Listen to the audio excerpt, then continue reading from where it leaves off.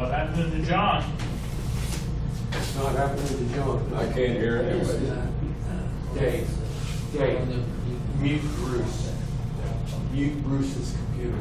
That's where the reverb is, Okay. I believe. Okay, the chairman for today's session is the leader of the Senate, John Warnke, and the former president of the Republic. Thank you. The Sergeant at Arms for today will be William Wagner III. And he said that he's ready to nail anybody that wants to raise cane. Records keeper, I see Billy Ford has already got a piece of paper and a pen handy, so I'm going to ask Billy if he will do the record keeping for the day. There's no response, so I guess he is. I'm busy. Would you take the notes, Billy? Sure. Appreciate it, Secretary of State. See. Well, I thank you, Mr. Jarnicki, for taking care of that secretary or administrative position for me.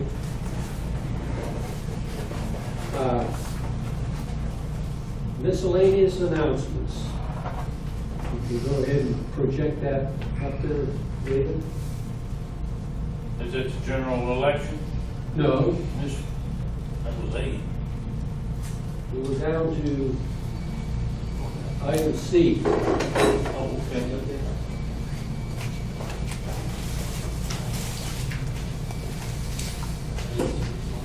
Okay.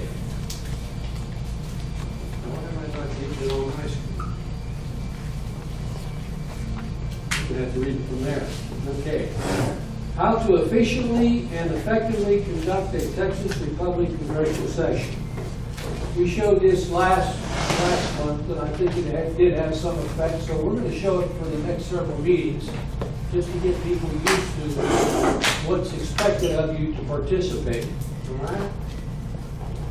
Recognize that this is a formal session of the Congress of the Texas Republic government. That we must maintain decorum and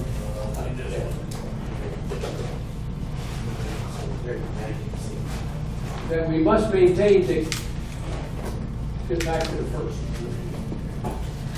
Oh, thank you. That we must maintain decorum and be diplomatic in our interaction with others.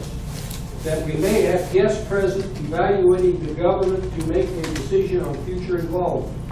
The guests and members of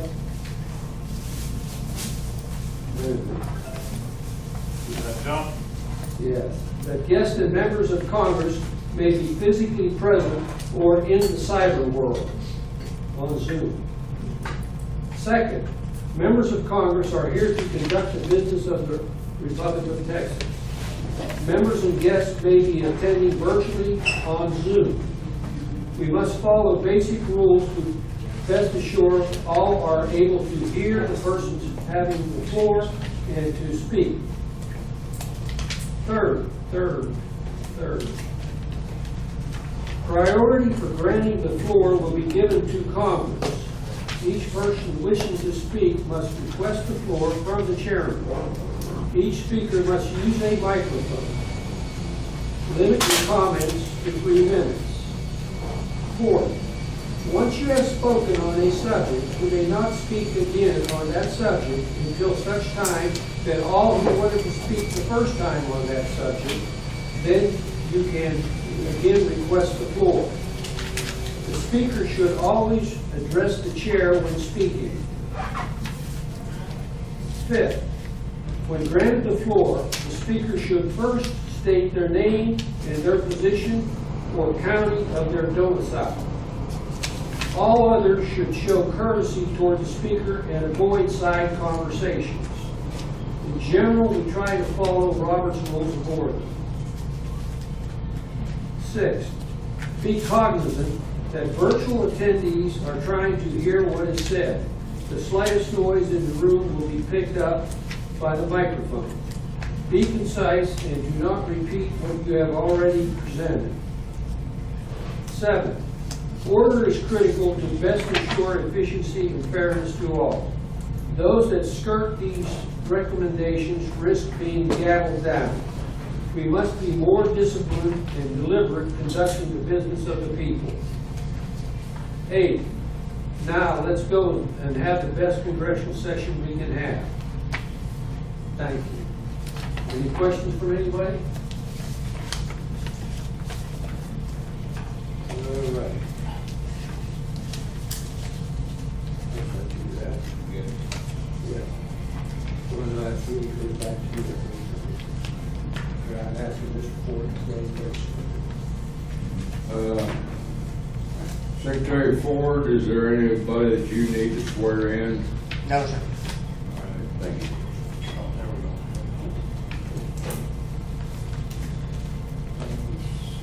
What's the news share that you need to do in the middle? Oh, I'm fine. Here we go. I need to share again, don't I?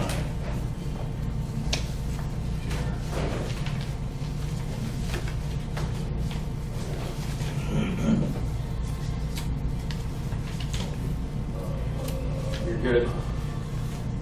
Okay. Now I need to get this back up where I can see it. Okay.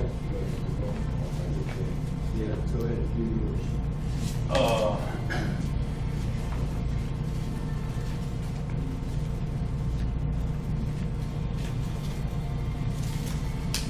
Participants list is at the top, to the left of the green button. Oh, okay. Management, here we go. There you go. There we go.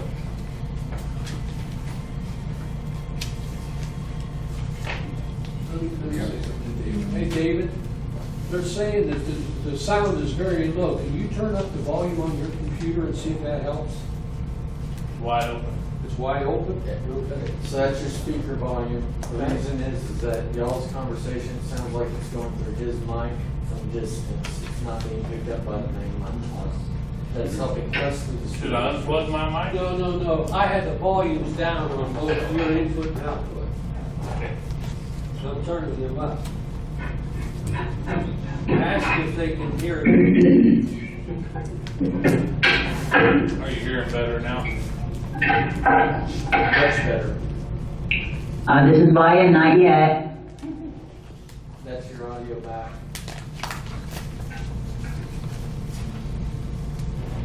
Now? Ask someone to speak here. Would somebody please speak?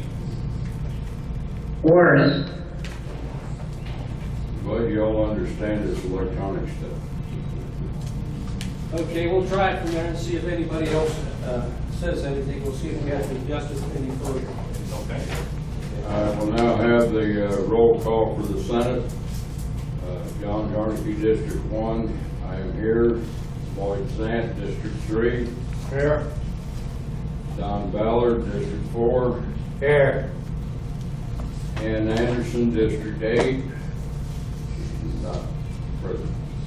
Richard Wagner, District 9. Here. Dwayne Williams, District 11. Here. All right, we have 5 present in the Senate. We have a quorum. Okay, for the House of Representatives. Tom Bailey, Brazoria County. Present. Tom Bailey, present. Bruce Bullock, Brazoria County. Bruce Bullock, present. Loretta Burris.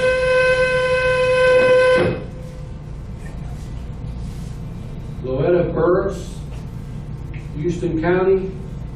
She's absent. Glenn Fern, Brandon County. Present. Present. David Sparks, Fayette County. Present. Present. Ruth Williams, Robertson County. Ruth Williams is absent. So the 2 people that, well, besides Glenn, the 2 people that live closest to this venue are are absent. All right, so we've got 1, 2, 3, 4. We do have a quorum.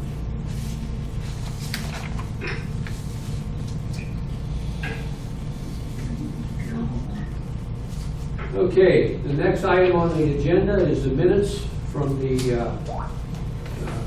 June 9th meeting. And those were emailed to you this week, giving you an opportunity to read them. We don't intend to go through them at this meeting, to take the time to go through them. So, is there any discussion on those minutes? Seeing none, is there a motion to accept those minutes by Senator Ballard? Okay, let's see. Ballard, is there a second? Senator Zant. All right. And I see a showing of hands of all those in favor of approving them. 1, 2, 3, 4, 5. You get to go 6. Okay, 6. So 6 votes yea. All those opposed? 0. And anybody abstain? Glenn Fern abstained, that's 1. 2, Tom Bailey, both abstained. And I'm going to assume you abstained because you weren't present at that meeting. I was there, but I've been so busy I haven't read what you sent us. Okay. Well, I wasn't there for all of it. All right. Okay. All right. So they are approved as issued. And by the way, you'll see in there that if you read those minutes, Loretta has really improved on the way she puts those minutes together. She's trying to outdo Mr. Ford, and I think he's going to fight back, though. No, sir. She's doing very well. Okay. Next item on the agenda is scheduling congressional sessions and venues, an update. All right?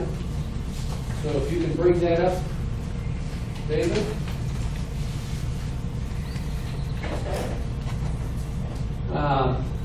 What we're trying to do for everybody here is we're trying to schedule these venues in facilities, number one, to really have a good Wi-Fi system.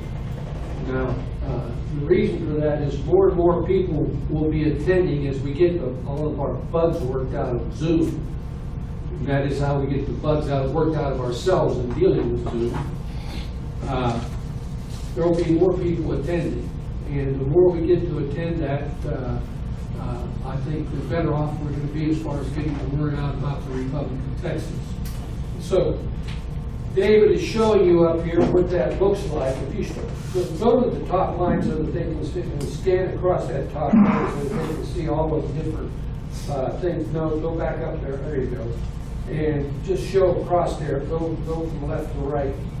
And so they can see all the things that we have to check on to validate the venue for our use. And as you may or may not know, they do not have Wi-Fi at this facility. So we are testing for the first time using a smartphone hotspot. And if that works, that will relieve us of having to really work hard at getting a venue that has a good Wi-Fi system.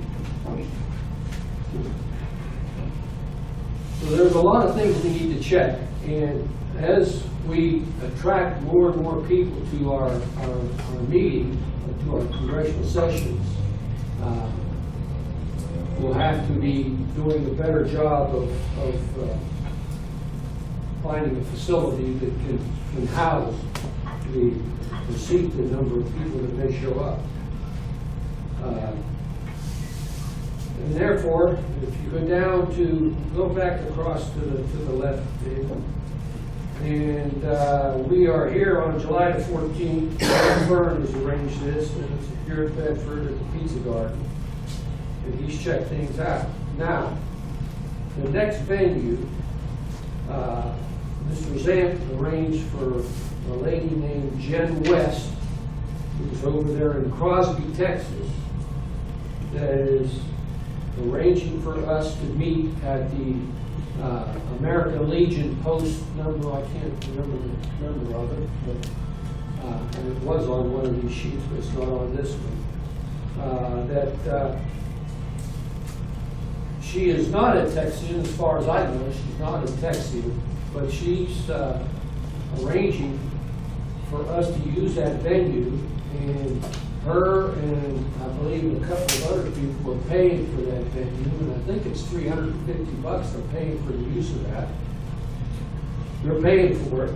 The problem I'm having is getting any information about it. And I talked to Mr. Zant, and he gave me her phone number and email address, and I tried calling her several times and could never get an answer on her phone. And so I texted her and did get a response back to the text. And she said something about she couldn't understand my voice or something to that effect. And so we started texting. Well, I don't like to text on a dumb phone, okay, a flip phone. In fact, I don't like to text, period. I'd rather talk than text, okay? And one of our members here knows that, because I tell him about it often. But I've not been able to talk to her. She texted me, and I told her about having to fill this thing out, and I can't get her to fill it out. And I'm concerned about that. Why, I don't know. But, why she won't fill it out, I don't know.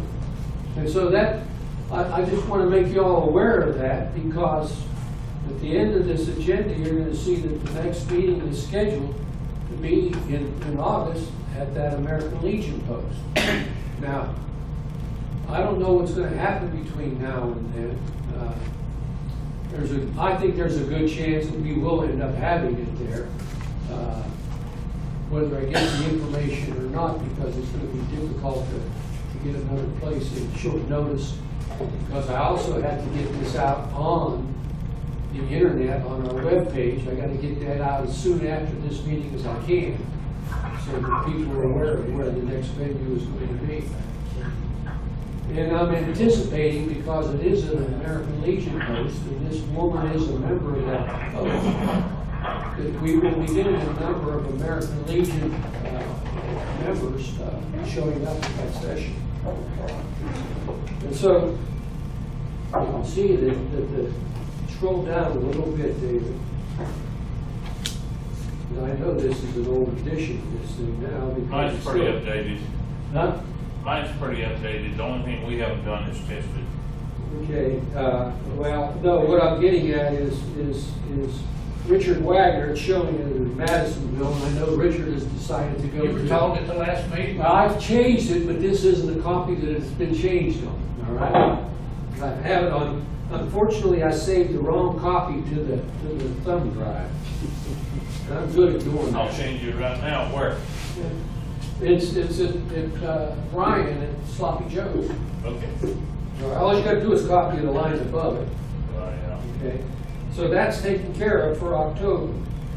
For November, I believe Ann is going to be trying to have this at the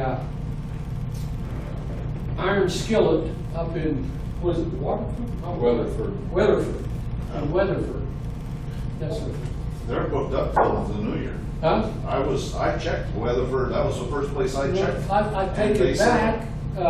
Ruth has got it, and I called in yesterday and confirmed that yes, we are on the schedule there.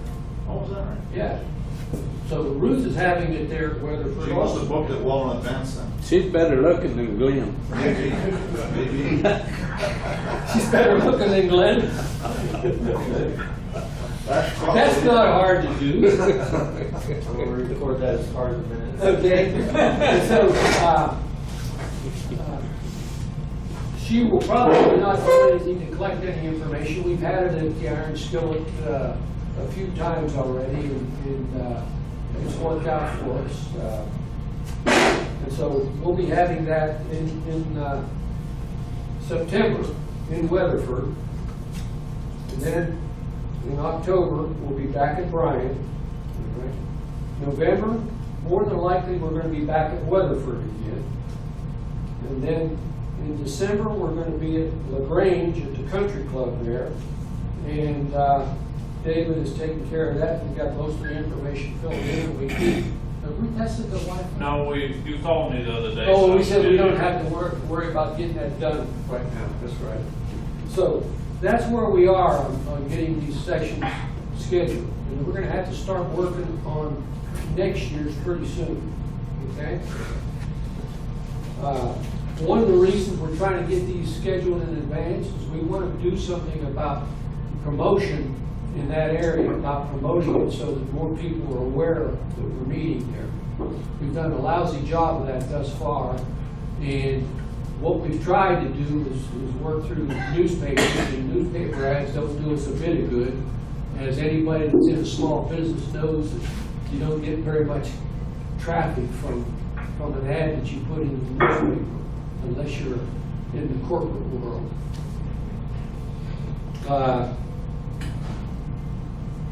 Any questions about the venues? Okay, next item. Secretary Ford, would you give an update on international affairs, please?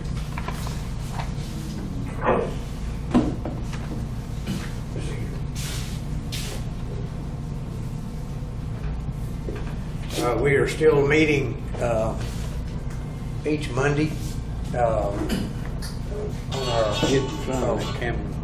Okay. We're still meeting each Monday by telephone, and that meeting usually runs about 2 hours. Mr.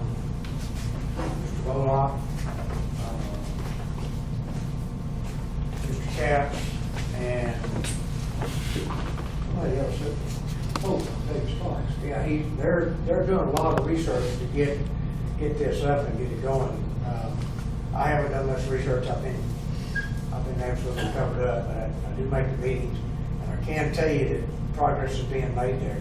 Mr. Cannon is back with us. He's been gone for about, what, 3 or 4 months?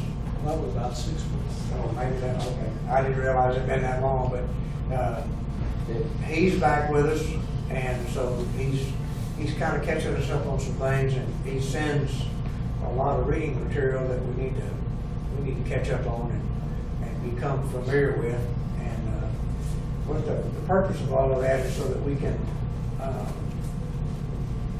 have the groundwork laid so that when we get ready, or when the time comes that Texas declares its independence, or the Texian people say we have a right to self-determine, the United States doesn't have any wiggle room. They either admit that they've done wrong, or they just have to say, okay, you can do what you want to do, and if that's what you're going to do, we have no choice but to say, okay, go on. It's not just unique to Texas. Independence is happening in a lot of places throughout the world. The most recent one was Catalonia. That's part of Spain, and it's actually the richest part of Spain. I forgot to turn my phone off. Sorry about that.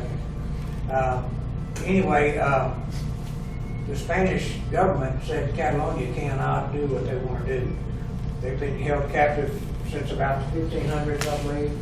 And so Catalonia is in the same place we are. They were a country to begin with, and they decided that they wanted to be free and independent again. And so they held a big referendum and voted overwhelmingly to be independent. Spain had different things to say about that. They threw some of their people in jail. They had the military come out, and they just did all kinds of stuff to thwart that referendum election or the vote. And so that's one of the most recent. But the other countries that come to mind are Lithuania, Latvia, and Estonia, which were part of the Russian Baltic states.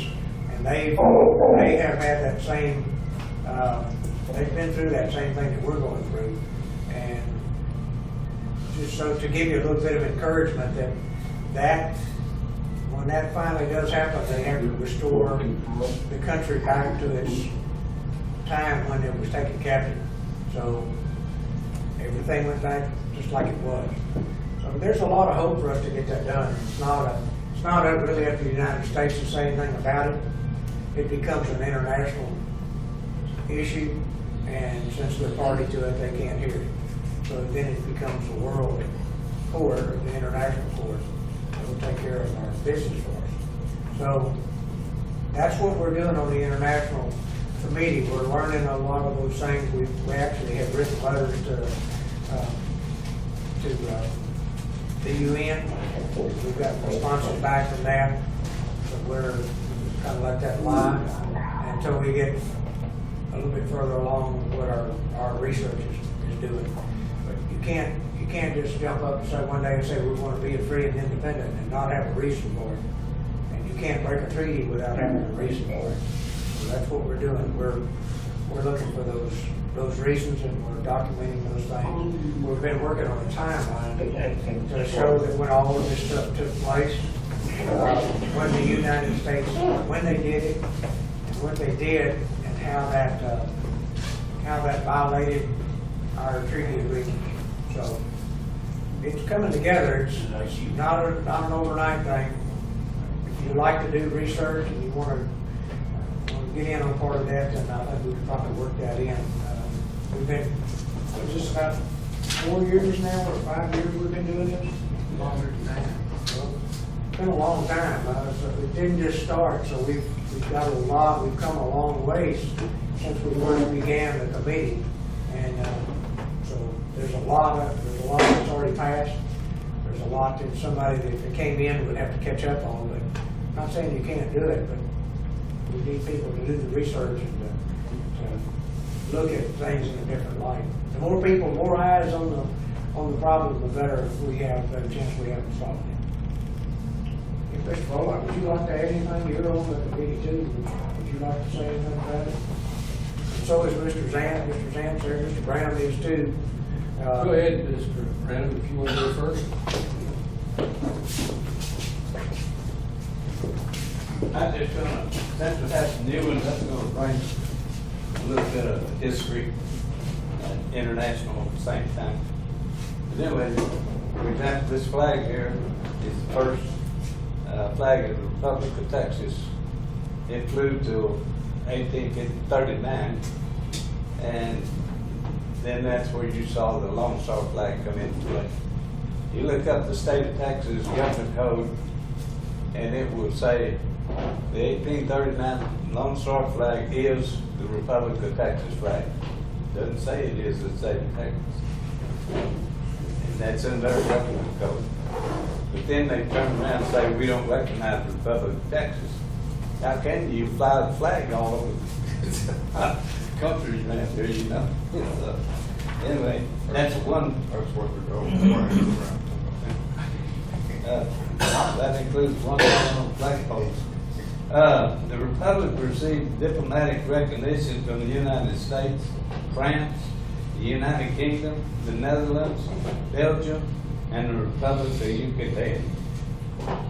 In London, the original embassy of the Republic of Texas still stands, immediately opposite the gates to St. James Place.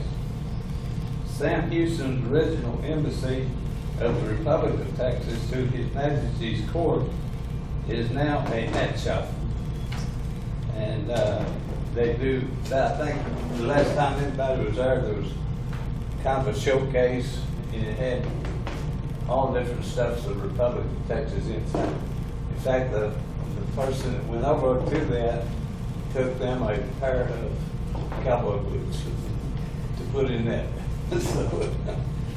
So they got their own set of boots. And then diplomatic actions on March 3rd, 1837, President Andrew Jackson appointed Lee LaBranche as charge d'affaires to the Republic of Texas, thus officially recognized in Texas as an independent one. And France granted official recognition of Texas on September 25th, 1839, appointing Alphonse de Vos as charge d'affaires. The French legation still stands in Austin, built in 1841. It is believed by some to be the oldest building in the city. I don't know for sure. I didn't know this until I found it. So I've never have been there. I don't know for sure if it's there or not anymore. I was brought up in Austin, and I think I remember our school going to that French. Tom, you need to have a microphone in your hand so that the people online can hear us.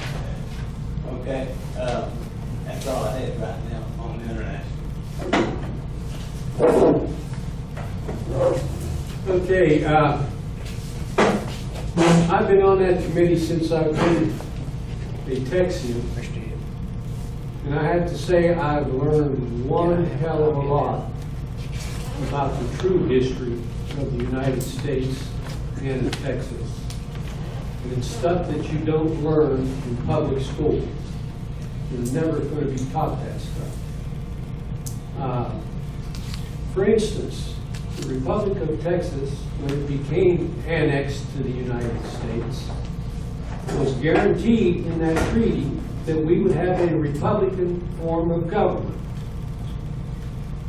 How many of you recognize that we still have a Republican form of government? Is there anybody here that recognizes that we still have that? How long ago has it been since we've had that? That's enough to break that treaty. That's enough to break the treaty. They haven't lived up to their obligations. We put together a timeline that really goes down from prior to the, and actually goes down to the forming of the United States.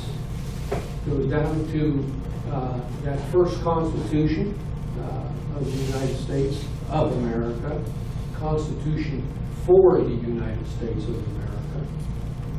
And it goes through the years showing the steps that were taken to change this form of government that we're under. Okay? We are under military rule, and we will continue to be under military rule as long as the president can issue an executive order. Okay? And so, again, these are things that you're never going to learn through your public school education, and you're never going to learn about reading it in the mainstream media. They're not going to tell you that stuff.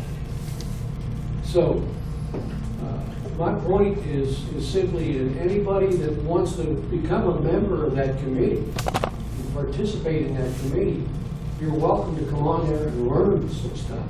And hopefully you'll be able to share that with other people.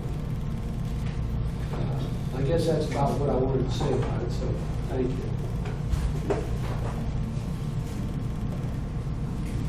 Mayor Bullock, would you give a update on the technology committee? As you can tell by our adeptness at running Zoom, we are technologically challenged, okay?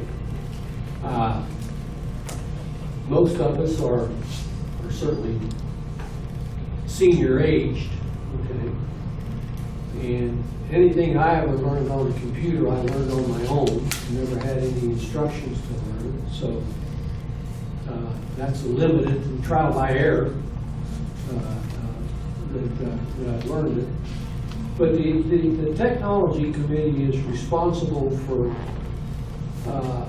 many things. One, it's responsible for understanding what kind of monetary policy ought to be assumed by the Republic of Texas.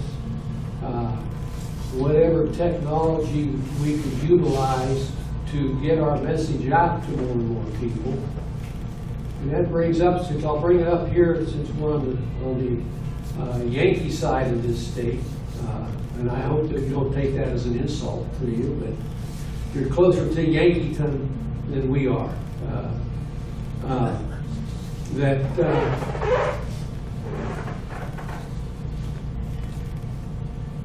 forgot what the heck I was going to say. That's another thing that happens to you. We've got a gentleman down in Houston, Texas, that runs a fiber optics company called Phonoscope. And they provide cable TV services throughout Harris County and all of the surrounding counties of Harris County. And he is the guy that provided Alex Jones with his TV network. He ran a fiber optics cable from Houston all the way to Austin just for Alex Jones. Okay. He has offered the Republic of Texas a TV channel. All we have to do is provide the programming for it. Well, we don't have anybody, and we've been searching now for a couple of years. This has been offered to us to find some talent that could help us put together the programming. I'll let Glenn talk a little bit here when we get to the public relations thing. He can tell you some of the stuff that he's doing to help move that along. But we're in need of some talent to help us do this. Now, of course, the Republic of Texas, who's just abounds with cash reserves. You think that's funny, John? Yeah. We can pay anybody that wants to come on and join us to help us get that TV channel. We can pay them the same as we pay the president. Okay. And that's pretty good, because we also make the same amount of money as the president. And have been doing it for years. But if anybody knows anybody that's got some talent in programming, in radio, TV, we sure would appreciate getting an opportunity to speak to them. Now, Vice President Burris sent me an email that he's got a brother that's got some background in TV programming, and so I've got to get in contact with him. I intended to do that before this meeting, but I didn't get around to it. But I will be getting in contact with him. But the other thing we need is we need a graphic artist to help us with stuff. Right now, the graphic art, if you want to call it art, that we put out is put out by just a small number of us. And it's very basic. Microsoft, what is it called? PowerPoint. Okay, that's the graphic extent of our talent. We need talent on this technology committee. We need some people on here. We've got a couple of people. Well, we've got one person for sure that's been wanting to become a Texian, but he hasn't quite made that step yet. But he's very strong in cryptocurrencies and computer technology, and he does participate in our technology committee meetings. And he's been a big help to us. He's done a lot to explain cryptocurrency to us.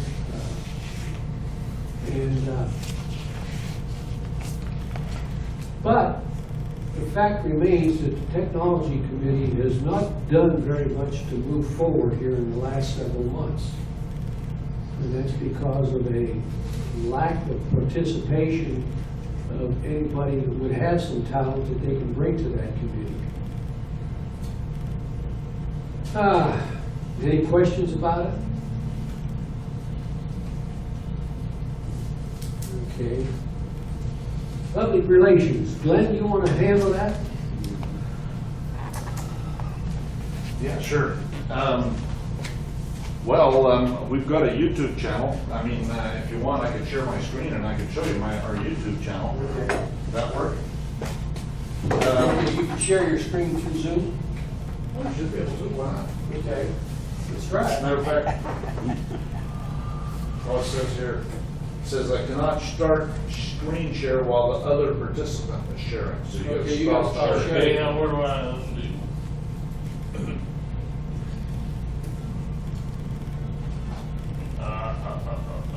Get rid of that, okay, get rid of that like that. And It says stop share. Stop There you share. go.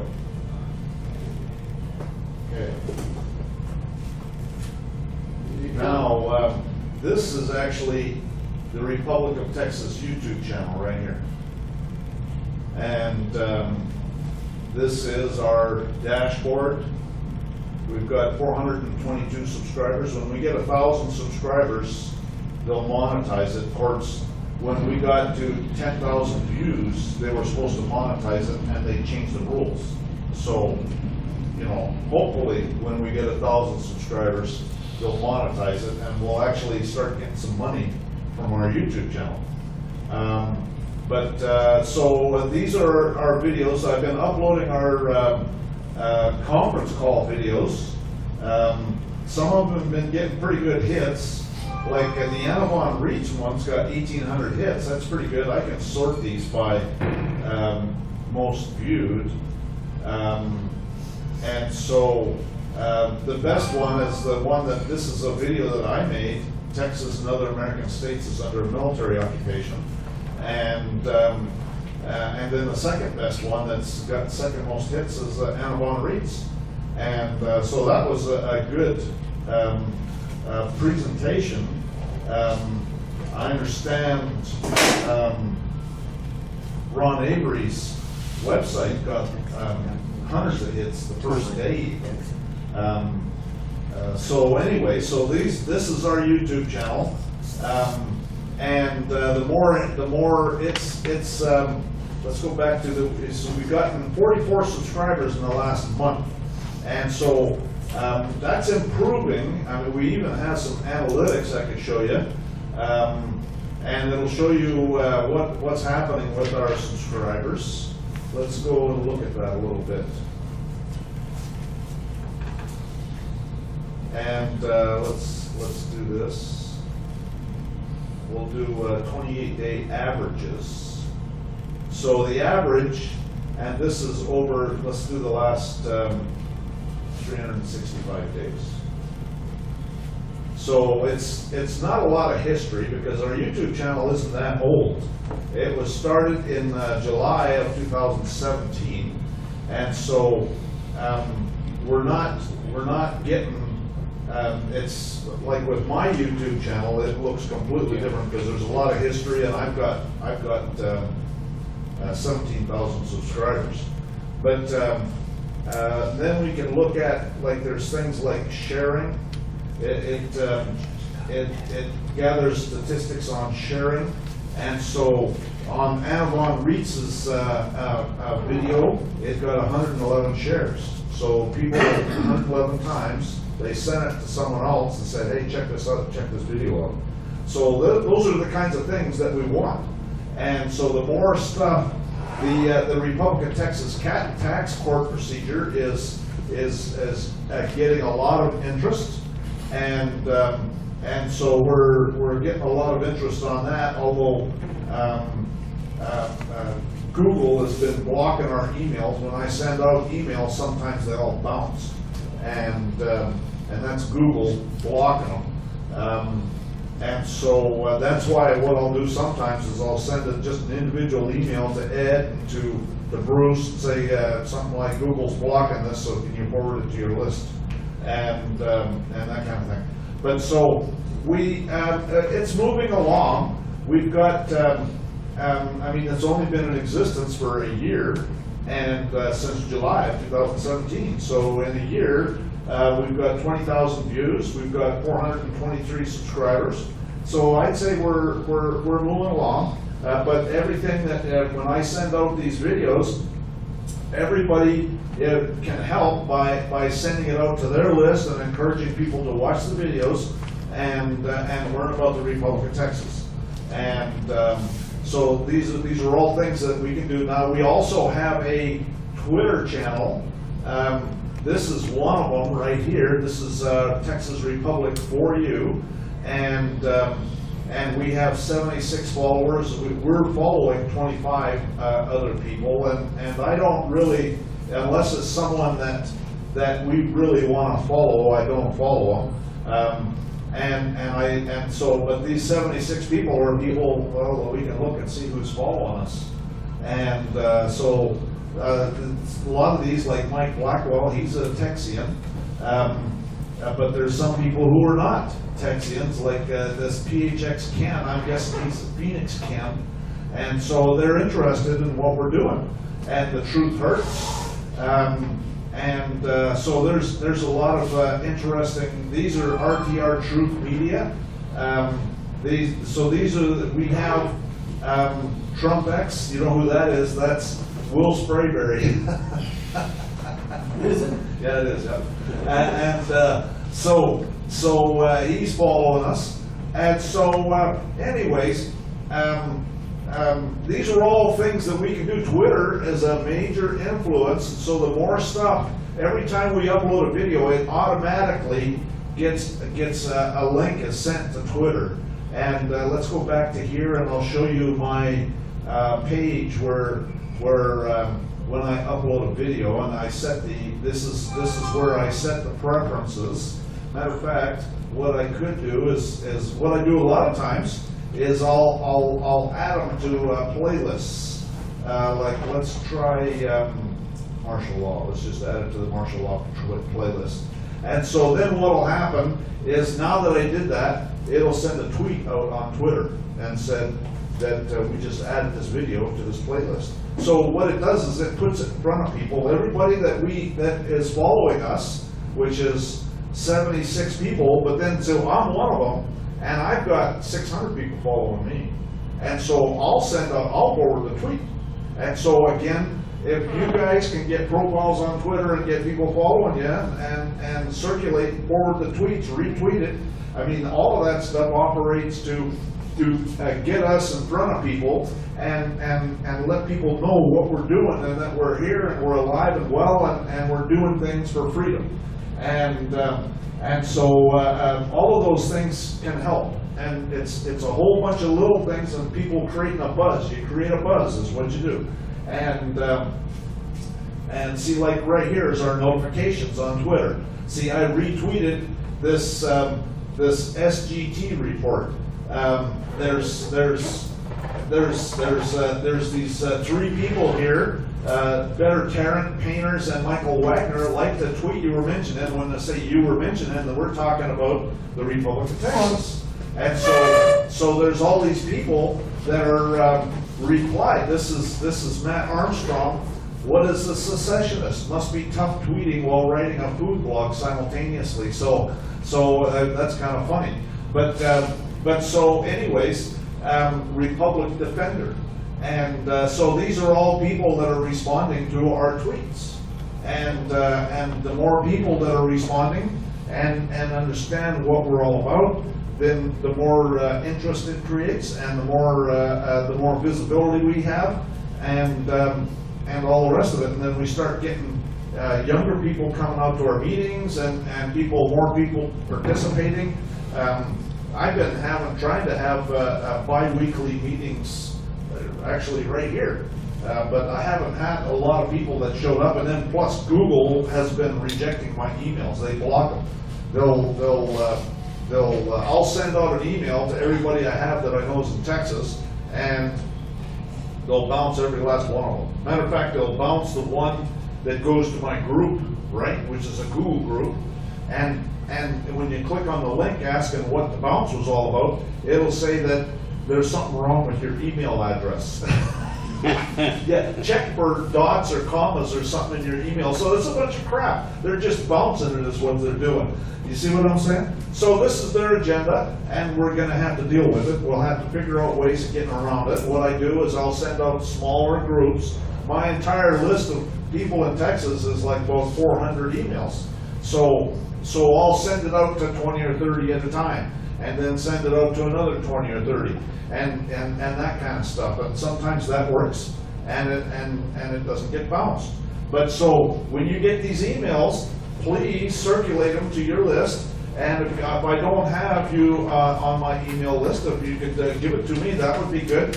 And the more we can circulate this stuff, the better it is. Now, we also have a blog, and there's not a lot of activity in our blog, but there's some people that prefer blogs, and so there's some people that'll look at this blog, whereas they won't look at, you know, something else.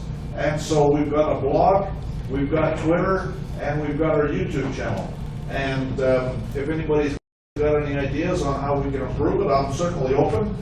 What we really need is we need content, and it goes back to our TV channel. We need content to upload to our YouTube channel, and that's why I got this camera running right now. It's pretty simple to run, so I'm not able to make it to every Congress session. So if someone can help by recording the session, I'll go through it. I can edit these videos. I edit videos all the time.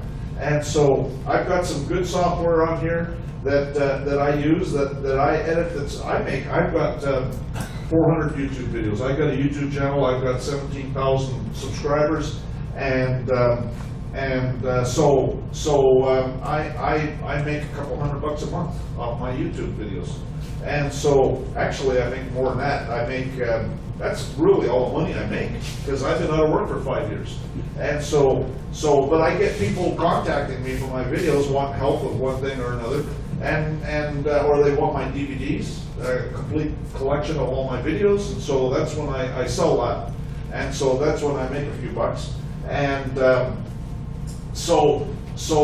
and I've also got some exclusive videos that I have a subscription to that I allow that are training videos on how to do certain kinds of paperwork, how to do certain things, and so those kinds of things I make a few bucks. I charge $50 for a subscription to my exclusive videos, and that's for a year. And so then, you know, when I upload periodically new videos for that. But most of my uploads are free, up to the free YouTube channel. But YouTube has been blocking my channel, and that's another thing I do. This is my YouTube channel right here, and I've got 17,600 subscribers. And one of the things that I do is it's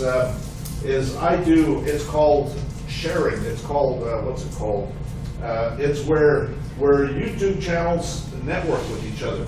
And so what I do is like on this Baxter Thieves 4, on the end screen annotations. One of the things that I put on there is it's a little word that comes up, and it says right here, Republic of Texas. Check out the Republic of Texas. It has a little logo there. Check out this other channel.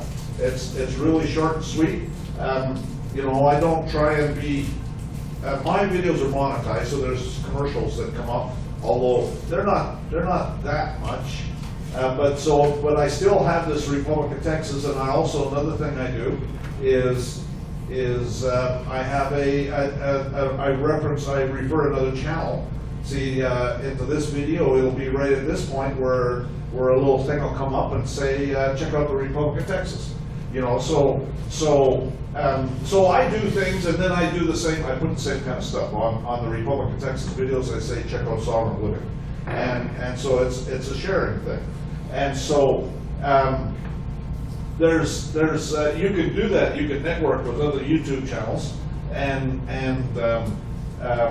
so then this is my monetization, and this is where, so there's going to be 4 advertisements on this video, one at 3 minutes and 46 seconds.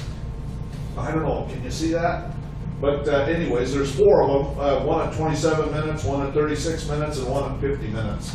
And this video is Baxter Thieves 4, the Endgame Approaches.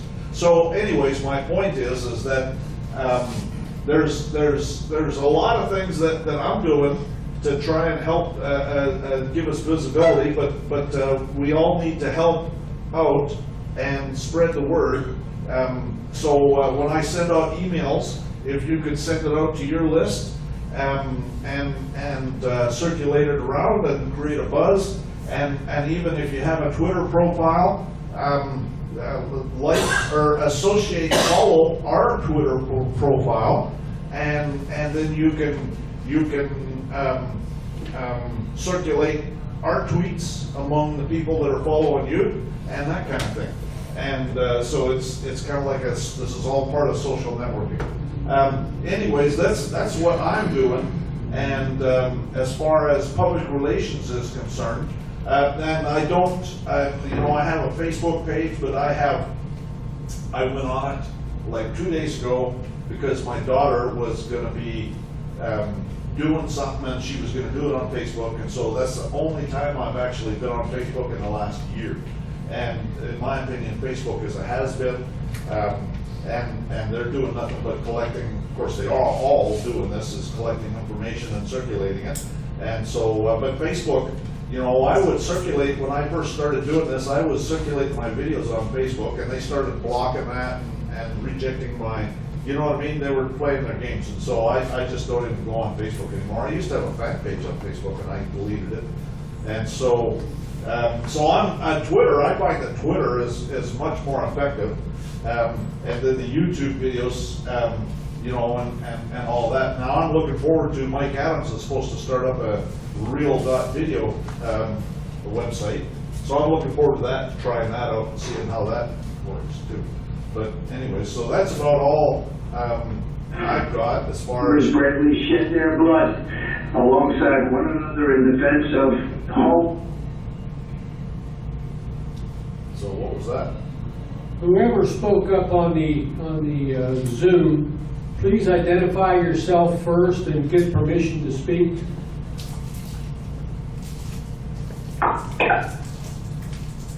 Okay, so I guess that's about it.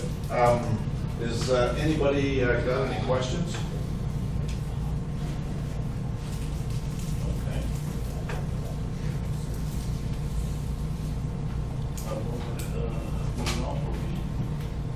No, but Everybody's muted on everybody's muted on there? Zoom. It didn't come from in this room. I just did an automatic. Huh? I just did a mute call. Oh, okay, you just muted them. This way they've got to ask some officials to be able to speak. They just can't Google, word stuff that. like that, Gmail.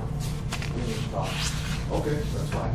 Yeah, for you folks that are online, if you want to speak, you got to go up there to your identity on Zoom, and I think where it says more by your name, click on that, and you can raise your hand if you want to be recognized to speak. I'm gonna need it when I get to that point. Oh, okay. Yeah, Do you have to stop sharing? Yeah, I was gonna, if everybody's done there, I was gonna go ahead and stop sharing, and then we can go back to doing whatever. Thank you, Representative Fern. Next is update on lack of jurisdiction action against the IRS. President Brennan will go into that.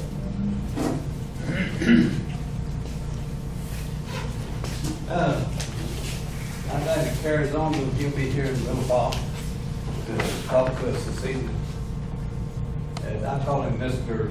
Jurisdiction #1. So he's helped probably over 1,000 people stop the IRS in their tracks. So they are really playing some games with us now. They're doubling down on trying to go around everything they're doing. And when I got with Kerry and I started hosting the jurisdictional conference call on the second and fourth Tuesdays, we didn't think it would amount to too much. We have an average of 60 to 90 people on there every time now, all over the United States, everywhere. And it's getting kind of loading everybody down. Him and me. And now as far as the General Assembly trying to put something together on this, that's the first and third Tuesday nights. And so I've kind of stacked loaded myself down. I'm getting 50, 60 emails a day. So anyway, most of this stuff that they come out with and they'll dismiss someone's petition that we send in. It'll have special different wording, and what it is they're actually giving it to the person a dismissal for lack of jurisdiction. But the way they word it, it looks like they dismissed everything. The court's just going to decide, and that's not the way it works. So anyway, we've also got several people now that have got the court orders from the court to dismiss the IRS for lack of jurisdiction. Now they're sending letters and we're doing different things to send letters to different people, trying to get their money back for all the years that they paid in. Okay? And we think that's going to have to come from the Treasury, but the papers are going to have to be filed with the Court of Claims, Federal Court of Claims. Somehow we got to get that through the chain of command for them to get the order for the Treasury to pay back everybody. Kerry is getting pretty close to his own on that deal. They have called him once and wanted to do a compromise. Because he did ask for quite a bit since. Oh, yeah. A few $1 million, you know. So, anyway. That's, any of you have any questions? I'd rather ask Kerry when he gets here. You know, I could answer them probably, but me and him work together pretty good. He's got to go to Michigan Monday. He's got a 94-year-old dad that fell or something, and so he's going to be gone for probably 3 or 4 days anyway. He wants to see his dad. So anyway, that's it for jurisdiction. Unless you got any questions? I got a comment. Okay. I'm one of those that have received that court order lack of jurisdiction, and I've sent letters previously to, they're taking my money from my Social Security retirement. And they're taking 2/3 of that check from me. They've been doing it for over 2 years now. And I submitted, just in the past, 3 weeks, I think it's been, a notice of demand letter to the Secretary of Treasury, Mike Mnuchin, to the Commissioner of the IRS, who I believe his last name is Williams, and to the Commissioner of Social Security Administration, Ms. Barry. And I sent those all by certified mail return receipt.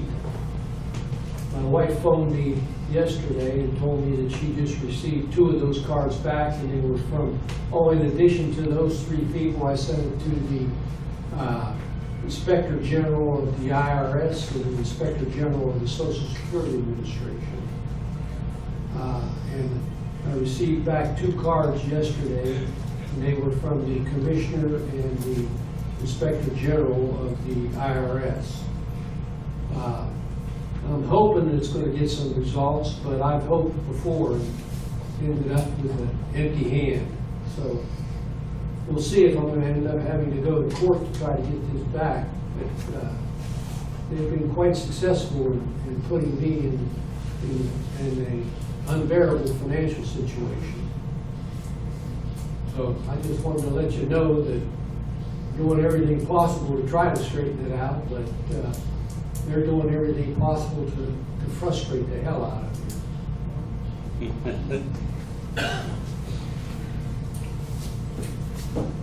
Next on the agenda is to address the issue of unauthorized use of Republic of Texas and Texas Republic identities to launch a new cryptocurrency. Address Mr. Young's response to RT letter of cease and desist. Resolve further action to be taken by Congress and the Texian people. Paul, if you want to. Okay, we had sent out a letter of cease and desist, and in the email that I sent members of the Congress and other officials of the Republic of Texas, included Mr. Young's response to that letter. It included that letter, and I'm going to go through and read his response right now to everybody. And we've got to discuss what we're going to do with this, okay? So I'll read it to you. And at the same time, David, you can be showing it up there. It's from David Young to Bruce Ball, and it's dated Monday, June the 25th, 2018. As I am in the Philippines waiting for my wife to receive her immigrant visa, I have not broken any of your laws, authorization, the Constitution of our country, or used the names of either the Republic of Texas or the Texas Republic.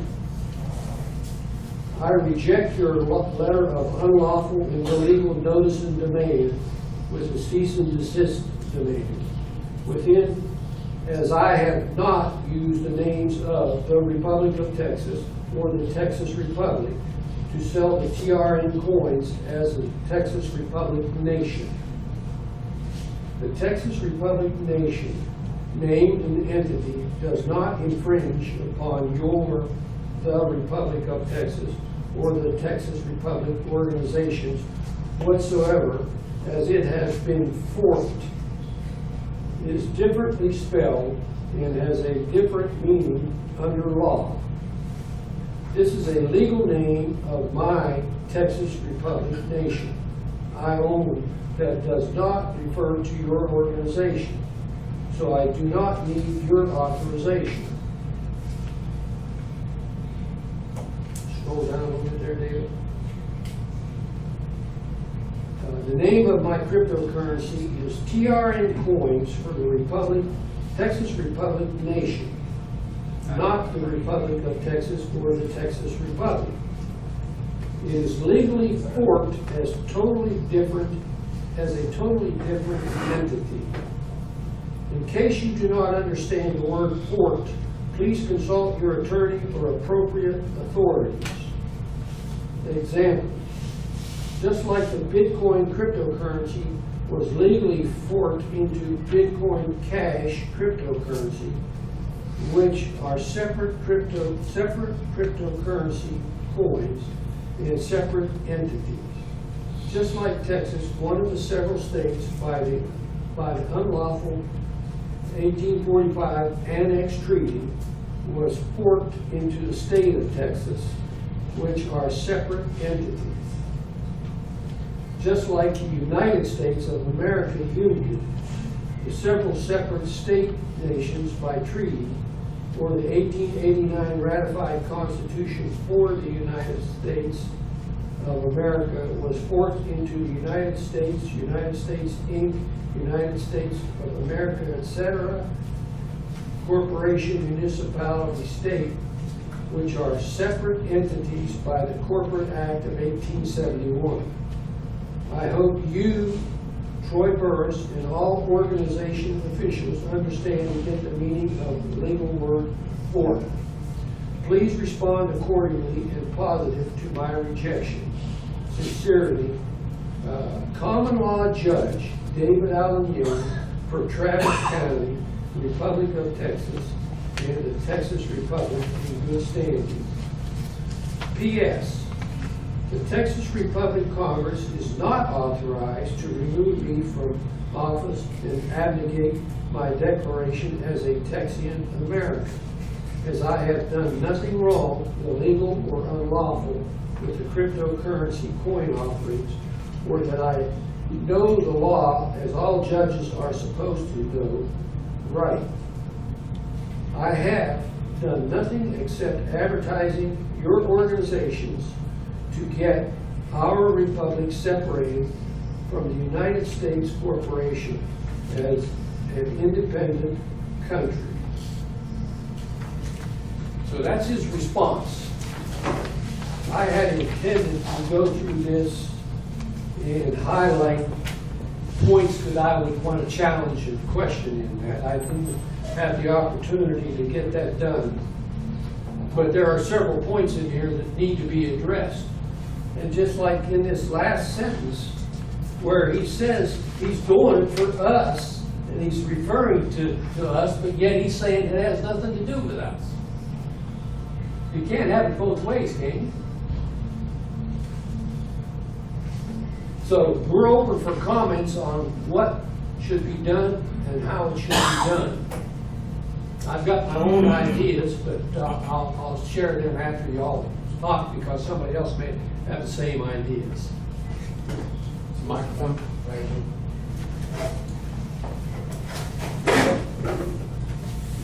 Does anybody know what the term forked is? I've looked in every dictionary that I could find. I couldn't find the word forked in there anywhere. I think he misspelled it. No.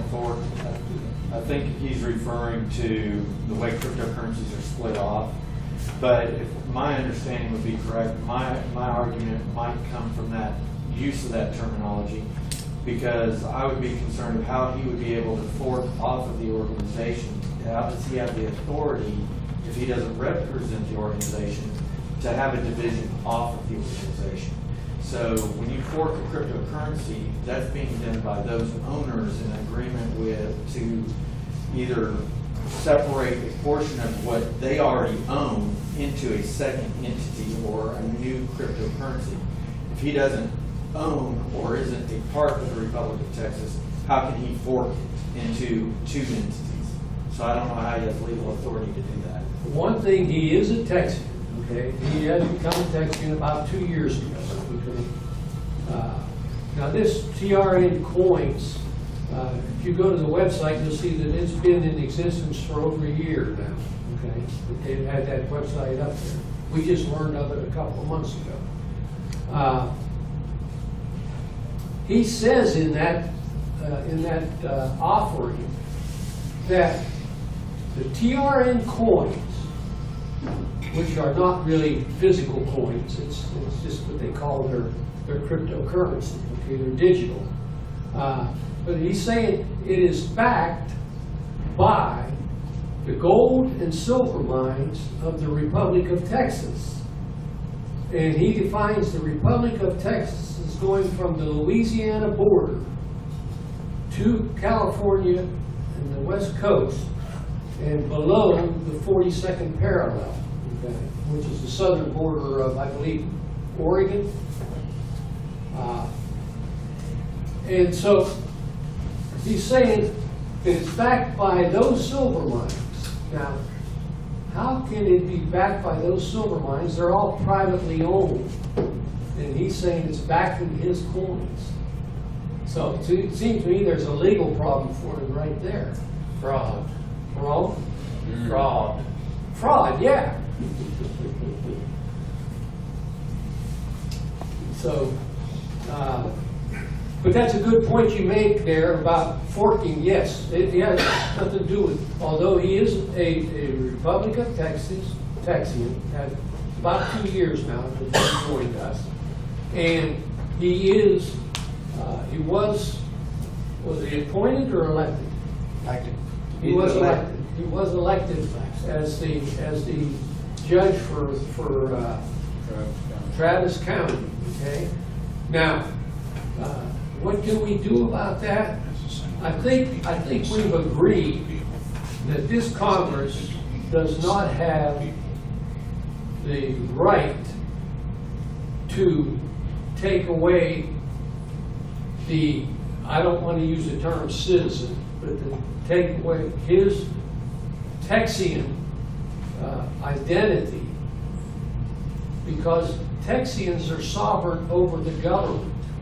And so that government can't take away their sovereignty. But I believe it can be taken away by a common law grand jury. Yes, sir, Ed?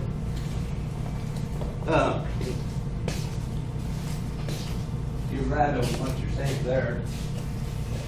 This is one reason we gotta get a General Assembly going and some common law courts going. Because then Congress can send that court a recommendation about what's going on here and let the people act on it. They're the sovereign, they're the law.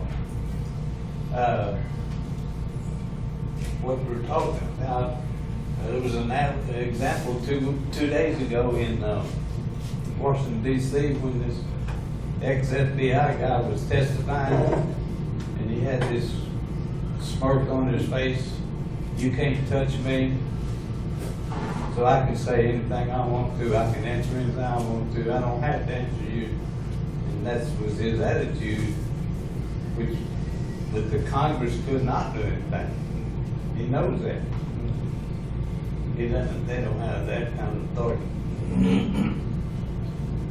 They can't bring criminal charges like that. They can request indictments or whatever. But I don't know how they're going to handle it. But that's kind of similar to what we're talking about here, you know, as far as Congress having the authority to do that. So we'll talk about General Assembly a little bit in a minute. But I think, Yeah. so in order to fork or create, I don't want to use the word. Can I ask you, William, each time you speak, would you say your name so that the person recording the minutes can say who said it? Okay. And anybody that speaks, it would be good if you said your name, and if you're with the Republic of Texas, what position you hold, or if you're not with the Republic of Texas, what county you're from. William Wagner, McKinney, and I'm Sergeant at Arms for today. I believe it goes to the authority question. For him to be able to fork, and maybe an easier way to understand it would be creating a subsidiary that would be equal or equivalent. But I would think that there would be a lack of authority that would have to be either voted on by the Congress or an assembly that would allow for that formation. So I think that's where the lack of him being able to do something that says it's clear and equal. As far as what he says backs is cryptocurrency, that's his statement. I don't see how they could be doing that. But if he's representing it to be back as something that the Republic of Texas has authority over, then he wouldn't have that. Maybe censure would be something that could be done. He serves as part of the Congress, but other than that, I can't think of anything that could be done to him except to have him in front of the General Assembly. Go ahead, Richard. And if y'all I turn this off, but if you'll make sure it's on so they can hear you, it's on there. Richard Wagoner, District 9 Senator. My thoughts are that he's claiming that these gold mines are a part of the Republic of Texas. That in itself is fraud, and we can stop him there. Because he's got to prove that they're owned by the Republic of Texas, and he can't do that.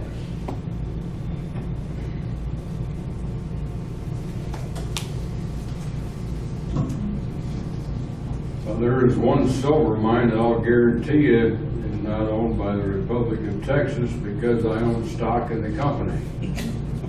And it is owned by the Arcana Corporation out of Canada. Another thing that's David Young is kind of talking out of both sides of his mouth when he claims, and he is a Texan American national, but then in several places he is saying your organization. Either you are or you ain't. You know, you can't be both. Now, on his website, he does claim to be a judge for the Republic of Texas, okay? He does claim to be a Texian. He shows that right on that website with TRN coins. And so, if he's 40, he's mixing things together here.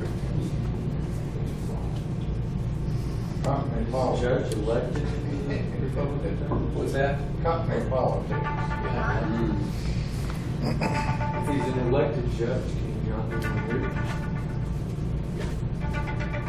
removed? I believe the Congress can remove him from, we can impeach him for being a judge. People of Travis County can recall him. The people think, Right, he's a judge in Travis County, so the people of Travis County can recall him. I don't know that Congress itself has the authority in this particular instance to boot him out, but the people certainly do. And that would be the people of Travis County. Not certain. You can't hear him speak. Glenn? You know, I'm not sure how much time we should spend on it today, but I would say that there's some SEC issues that in the de facto that would be very interested in some of the stuff he's doing, and we could probably bring some heat down on him from that. You know what I mean? But you know, at any rate, that would be where I would approach it, because I bet you that's considered a security. He's making a bunch of claims that I think they would be very interested in, and I bet you they would shut him down in a heartbeat. Well, you know, my comment to that, Glenn, is that we had talked about that. We had initially talked about it. In fact, it was in a letter that we were going to remove him. There's been, when we reviewed the two letters that we had written, the first letter, which came from Ambassador Bob Wilson, was very much in favor of going to the SEC and reporting this guy. But there was kind of a consensus from this Congress that we not involve any of the de facto government in this thing. That we stay away from getting involved with the de facto government.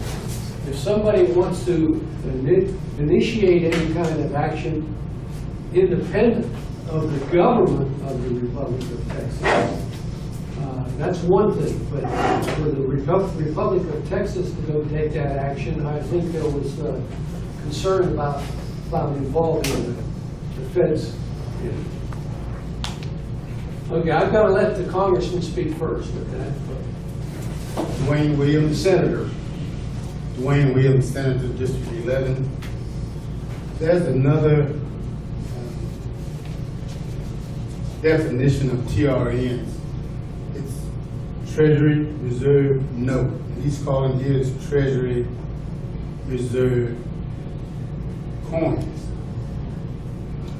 Is it built, are these coins physical, or are they just generated out of thin air? Well, no, you see, it's a cryptocurrency, and it is not a physical currency. It's nothing more than a digit. Okay. That means it's nothing.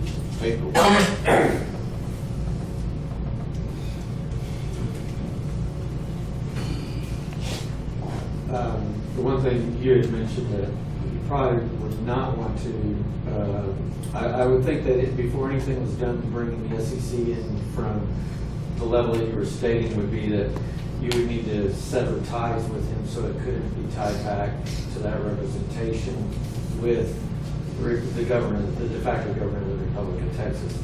So I would say to tread lightly on what is done with the SEC until you have legally separated yourself from him in any way that you could.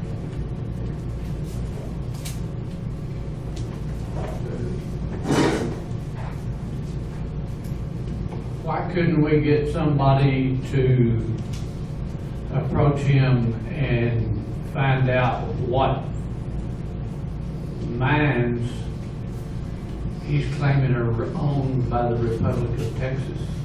Of course, there's a problem there too. We found, I didn't find it, but somebody found a expense account from Hillary Clinton coming down here, and she listed us as the Republic of Texas. But the Republic of Texas does not own those mines that we know of. And if we can find out who it is and telling them he's claiming that they are the Republic of Texas, we might do something that way. They might want to file on him.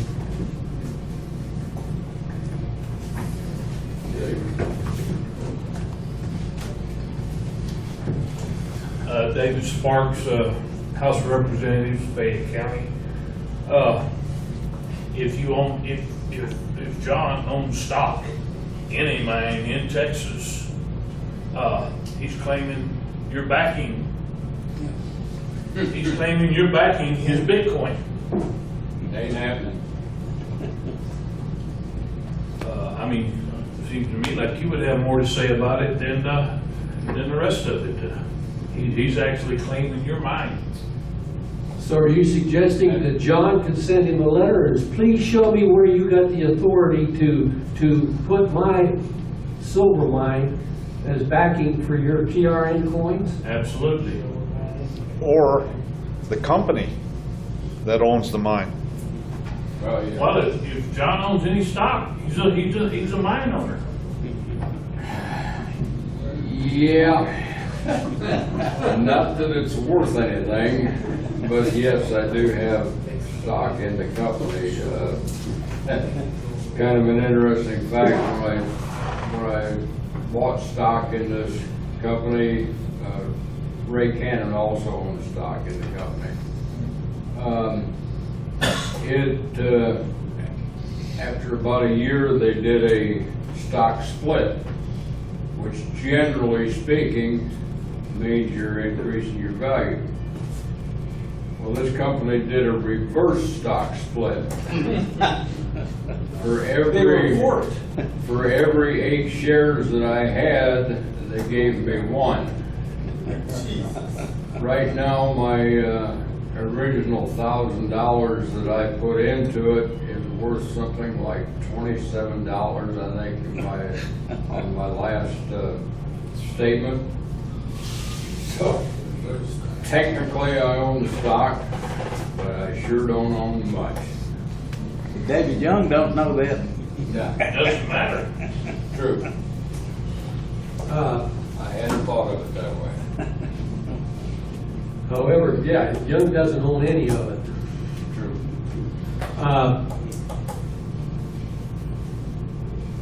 I don't think it would hurt to contact that silver mine operation and just give them the information and say, how much of Arcana does TRN coins have? That's a good point. Raise a question in their mind about, oh, wait a minute, what do you mean TRN coins, how much they have? And refer them to the website. How many gold mines are in I Texas? have to get all this information. Yes, I can do that. Yes, sir. Get yourself a microphone. Here, sir. And introduce yourself. Could you step up here so the camera will see? Bob McLeod from McKinney, Texas. The issue, if you do that, is let the company, because the company is in jeopardy. Yeah. The owner of your silver mine is in jeopardy by action from the SEC by his his action. And the SEC has made it very clear as to what is how you may use a new coin coming out in cryptocurrency. So they are in jeopardy because the SEC can come in and they can go after anybody and shut them down by what he's done and trying to bring in all of the names of all of the miners.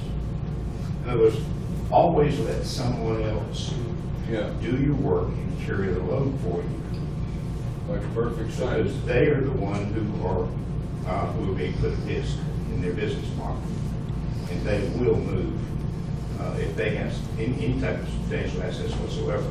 They will move to protect those assets. They have to. They have no choice but to move.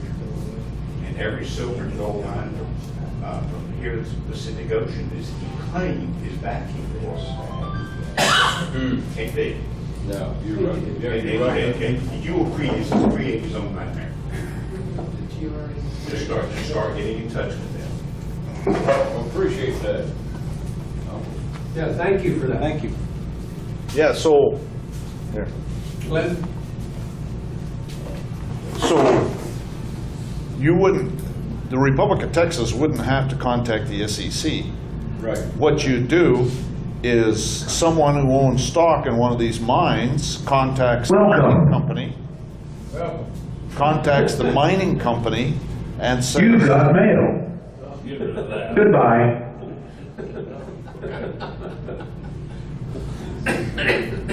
Repeat that, Glenn. someone contacts the mining company and says that what's your exposure in this matter? Is this affecting my stock price? You know, and start asking some very pointed questions about this guy's claims, and they will bring the heat down on them. You see what I'm saying? Yeah. Yeah, from heights that they can't possibly imagine.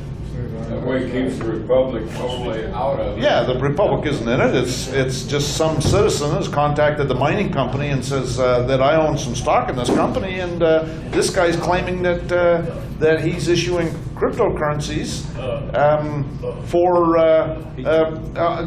based on what you own. So I need to know if my stock is worthless. I need to know, I've got some very pointed questions that what's your exposure in this matter? You see what I'm saying? Yeah. That's where I would go with it.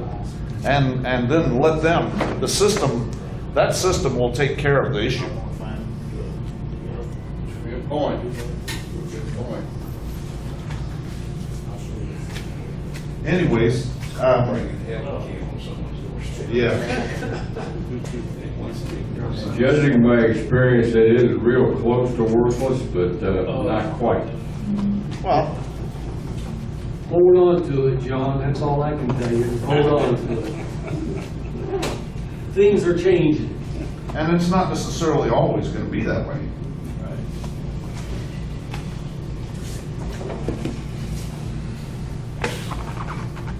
You don't have much to lose right now, right? It's already been lost. Yeah, it's already been lost. I mean, you know, my original thing was over $1,000, right at $1,000 that I put into it. I forget how many shares it was that I bought. And Ray Cannon also is in the same boat.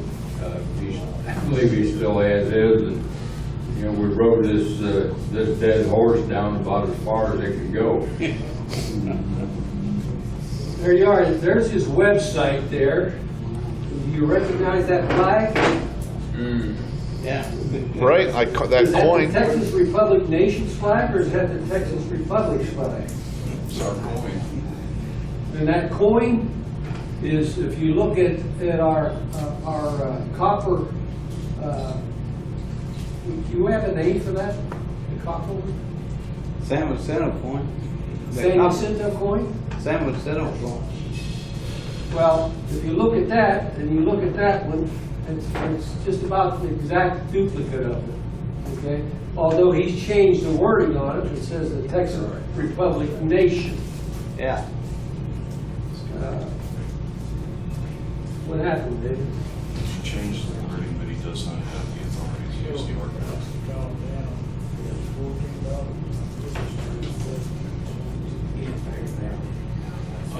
Now, what we need to all that do down. is hold an election in Travis County for his position, Okay. elect somebody, and he's gone. That's all. He can oversee his. All right, where do we want to go here? I want to just scroll down through it slowly.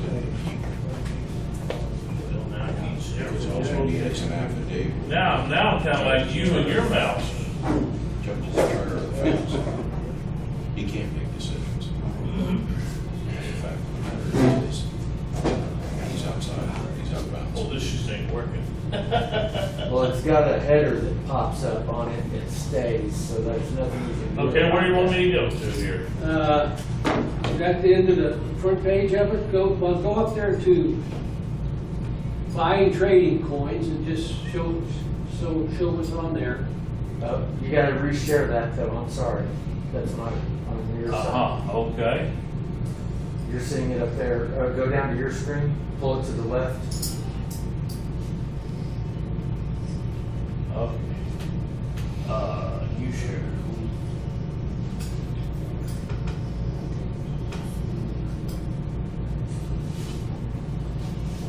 That was, now you're seeing it? No, not. Did it not reshare it? That's what I read through the radio shows. It advertised. I'm getting nothing else here. Never even find the trucks. I don't know why it's not working. Website. It didn't help. Yeah, let's go back, and I. Good use. But we don't have enforcement under contract, I guarantee. What's the next thing on the agenda? So he's been this training, copy. Oh, that's new business is next day. And he's using internet software. Urban assets for back others to he's claimed that before. I have some modification of some unique making Okay. We're going here. so you can't use it. Buying and trading cryptocurrency. I would make him provide. Last time I looked at it, he only had 5 people What was his table? in a year's time. And so with the flag and the coin, he's automatically right there, he's representing the group, the What you republic. need.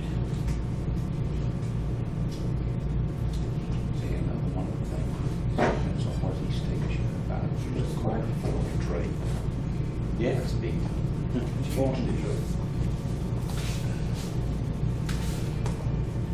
William Wagner, Collin County.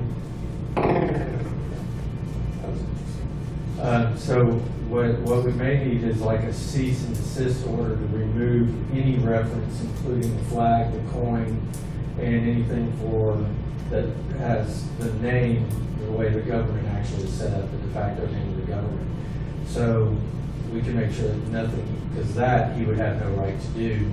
In his letter, I think he said that he wasn't representing the Republic of Texas. There you go. But if he's mentioned it and he has a picture of your coin and the flag, then those are things that is misrepresentation. And that could be specifically what you put in for the cease and desist. And then maybe also release a public statement ourselves that says we have no association with TRN coins or the cryptocurrency that is associated with that member.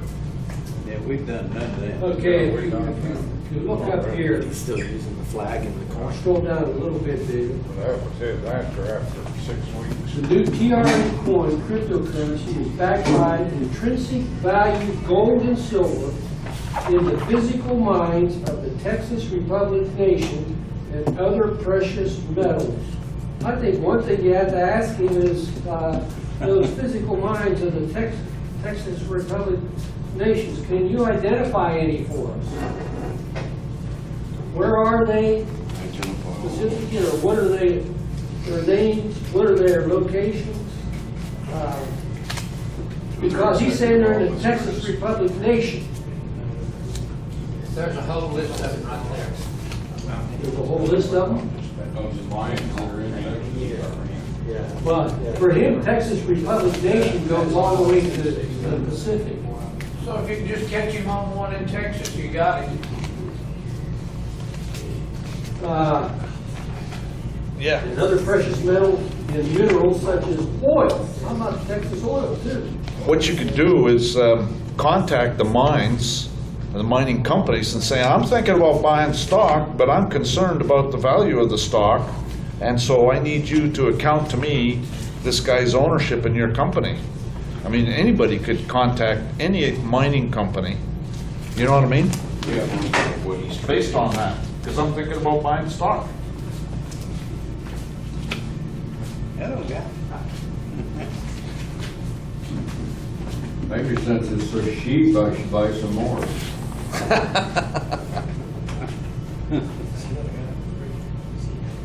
Go ahead, continue scrolling down, David, go ahead. I want to come to the page where it shows him as a Republic of Texas judge. Okay, here he says, by the Republic, the Texas Republic. Okay, yeah, the 10 coins are backed by the Texas Republic Gold and Silver Mines. That goes against what he just said. He said he never referred to us in there. Yeah. Right? Scroll down. Yeah. Crypto mines too. There you go. It's a scam. Yeah. He's giving you a Bitcoin address What's to the send backing of them. the Texas Republic Nation there? It's a scam is what it is.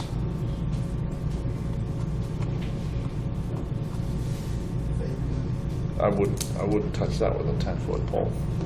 The oil companies would love to hear that their own title guys got to work on it. You know, one of the things that I believe suggested at an earlier meeting was that we just form a small committee of the Congress to address this issue, do what they can with it, and then come and propose that to the Congress, rather than us sitting here taking up all this time to do it. We can do that online. We don't have to be present at any location. And we can address it, discuss it, and go out for comments from some people about it. That may be more productive than trying to do something in here. So if someone thinks that's worthwhile and they want to make a motion to that effect, we'll entertain it.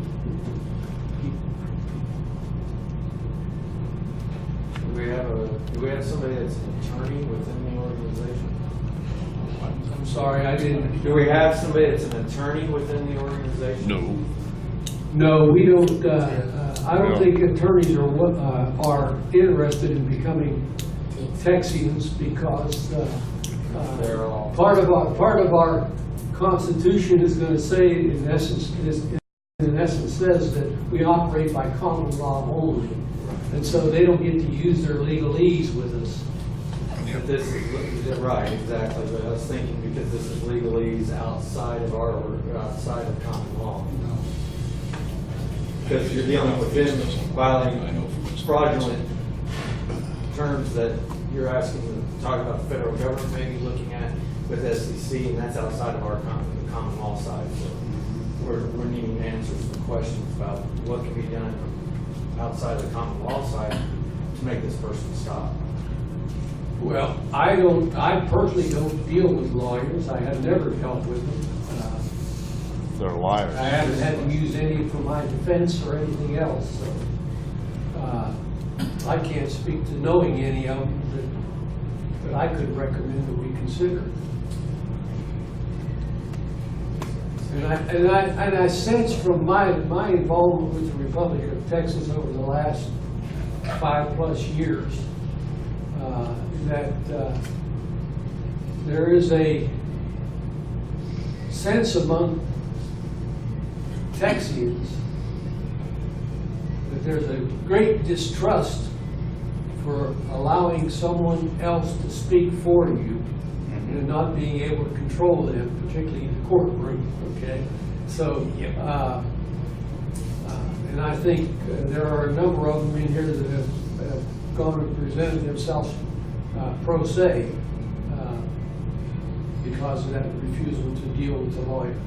And then, if you go and look at what happened to Susie Campick down in Kerr County, and her lawyer that really didn't represent her, she represented the court, not Susie. There's a real distrust for dealing with the lawyer, particularly since most of them may know a little bit about the Republic of Texas and they know negatives about the Republic of Texas. They aren't going to be that willing to help us out. Although I did talk to a couple of libertarian lawyers and judges yesterday, I wouldn't trust them either, even though they're libertarians. So there's no one that thinks we ought to do this by committee. Well, if we don't do it by committee, then we've got to do it by this. We've got to decide what we're going to do to move forward with it. Go ahead, Richard. Is the design of our coins copyrighted? Yes, this isn't it? If they're copyrighted, we can file a copyright infringement lawsuit against him. Copyright infringement for that gold coin that he's showing? For the pictures he's putting on. The image. The only one that's copyrighted is our quarter ounce, the last one we did. Richard, he doesn't need the copyright, he's forking it. I don't care what he's doing. I'm saying that facetiously. I know.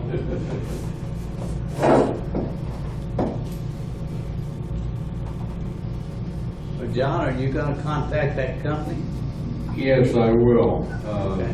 This, what you're looking at here on the screen, I probably need to get how you get to that so I can relay that on to Arcana Corporation. It's HTTPS. What, HTTP? TPS. Okay. Colon, Alright, // No, that's not the main website. talking about attorneys, you know all this problem we got on the border right now. We got It's TR. thousands of cases to prosecute, 300,000, I think, here in California. They've called all, and then attorneys that can, and of course they gotta know Spanish and all that, to come down there and prosecute these illegals, $7,500 each. And each attorney can do 2 or 3 a day. Who do you think pays for that? So. Oh, that did look good. Wow.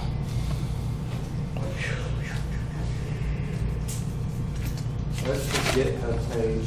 You had one that was directly trncoins.com, I think.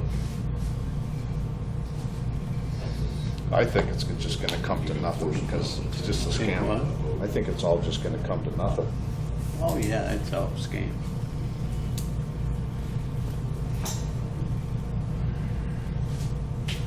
I think the TRN. I don't think we should waste our time on it, federal quite currency frankly. now, so I using don't think we should TRN waste our coins time could on be a it, problem. other than contact some of the corporations and say, Let them take care of it. yeah, exactly.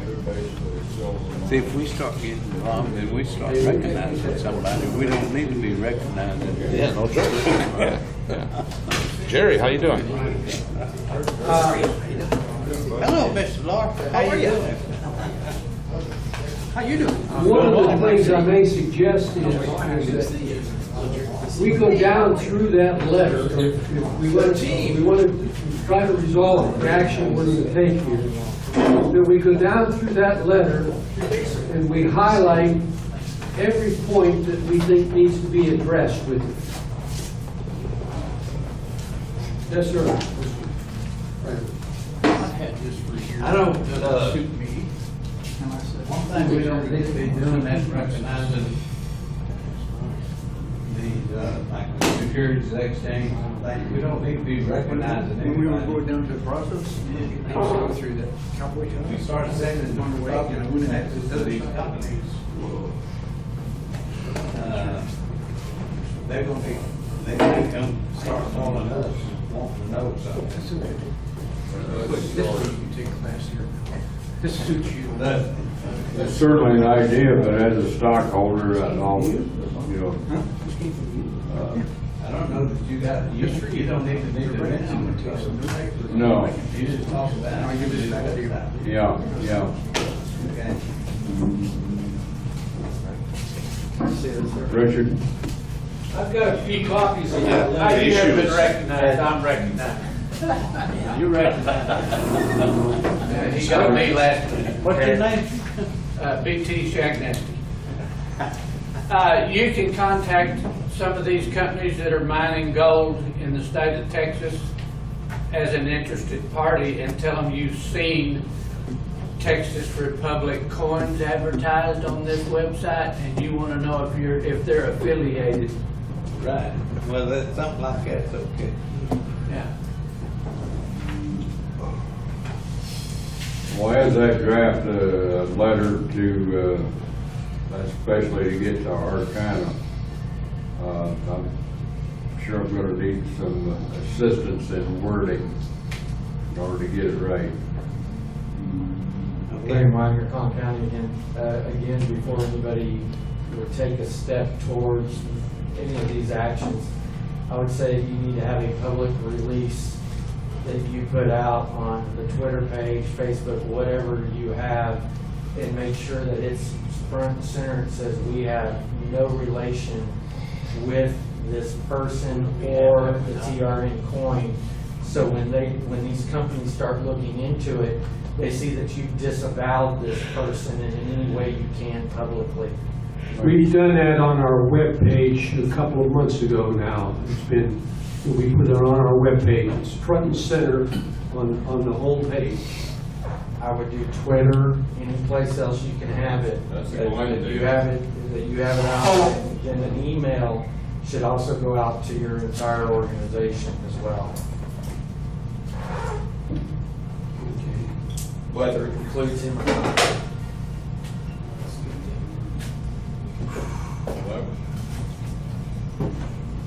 Well, this twit-based or whatever you call it, now, there's another story. Twitter, YouTube, Facebook, they're all fixing to merge and they're gonna call it you twit-based. I'm gonna have to use that.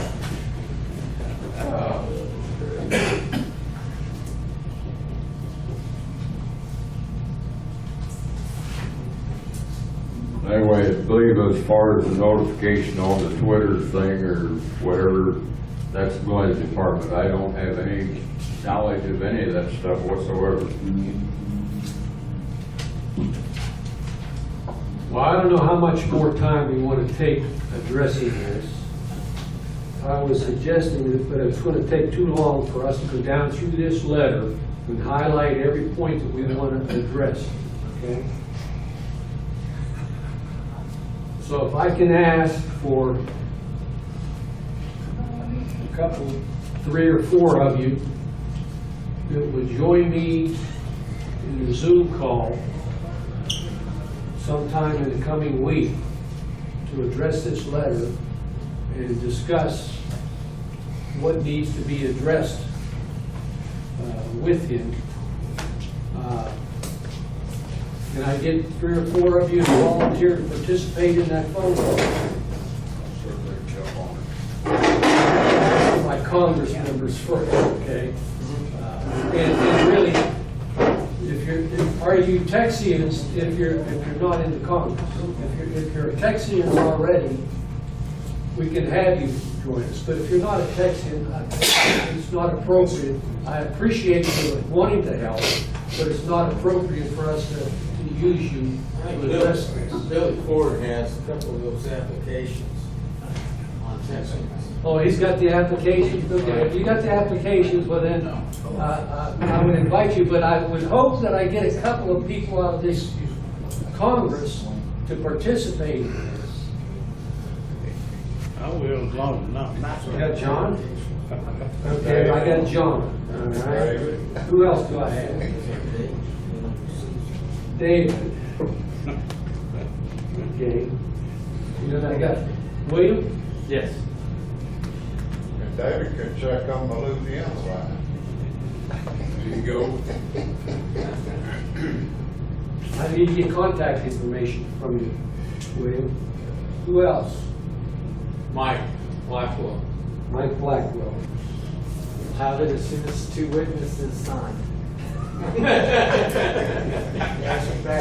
I've got to get contact information from both of you guys so that I can send you a Zoom invitation. Okay? And we'll try to arrange to do that sometime later in the week next week. Okay? Most likely on Thursday. That's one of the days I don't have meetings right now. Ed, did you want to be on that? I'm usually on the National On General Thursday? Assembly on Thursday night. Are you? Okay. I got 4 nights I'm on call. Okay. Well, I'm on 4 nights too. 4 weeks. Typically. 4 nights or 4 weeks. Okay. Okay, we're gonna do that then. Now.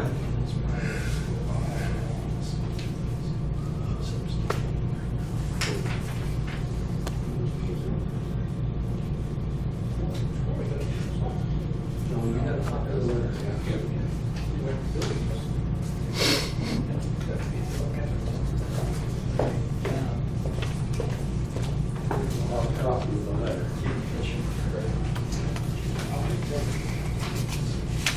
Who else is? You need another copy? No, I got one more here.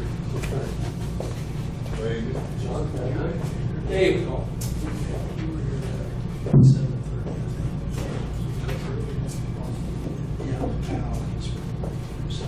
So tentatively, it'll be on Thursday. All right, we'll end this discussion then. Let's break for lunch.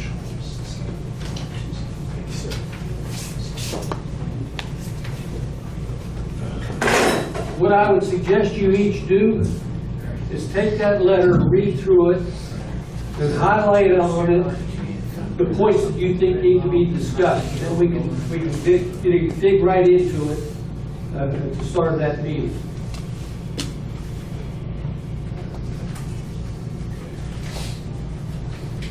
There you go. Get that call up there. Okay, what's the next one?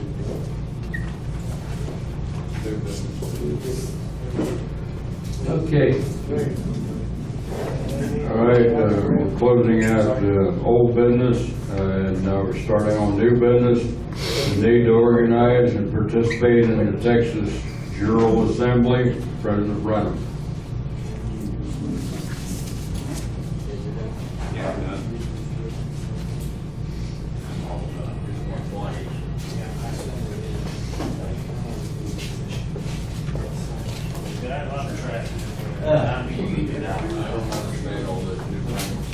What I'd like to do, give a little history of the Republic of Texas. The court system inaugurated by Congress included a Supreme Court consisting of a Chief Justice appointed by the President and 4 Associate Justices, elected by a joint ballot of both houses of Congress for 4-year terms and eligible for re-election. The Associates also provided over 4 judicial districts. Houston nominated James Collingworth to be first Chief Justice. The county court system consisted of a Chief Justice and 2 associates, chosen by a majority of the justices of the peace in the county. Each county was also to have a sheriff, a coroner, justices, of the peace and constables to serve 2 years. Congress formed 23 counties whose boundaries generally coincided with the existing municipalities. Okay, this was in 1836. By 1845, when the Republic was in operation 9 years, but they had added up to 36 counties. And that's what we're set up right now at 36 counties.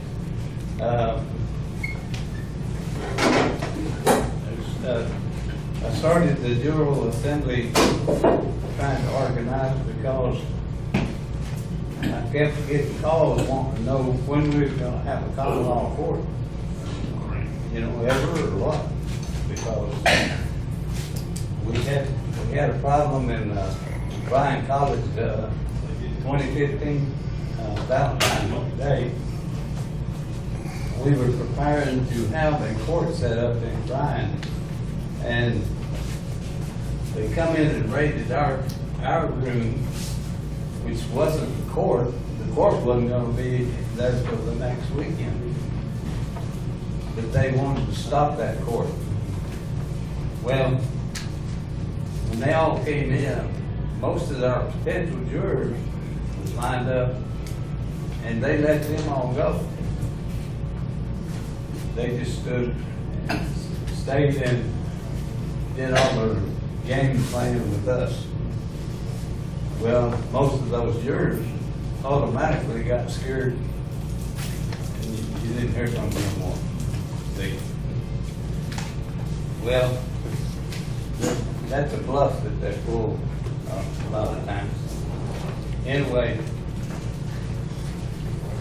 I started trying to contact. There was a General Assembly in Texas, and I had a phone number and email, and I kept writing them. They never would answer me. And Dr. Jocaron, I don't know, some of y'all know him in Houston. He kept calling me. He said, "Why don't you get with that General Assembly body?" I said, they won't contact me, you know.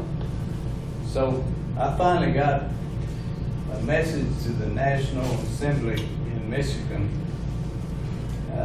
because what I wanted to do, even though they were outside Texas, I wanted to see a court set up, and I don't care what the jurors are, if they're Texians or Texans or what, if they'll sit on the jury, I think we ought to take them. And it's a free country anyway. We're supposed to be making. Yes, sir.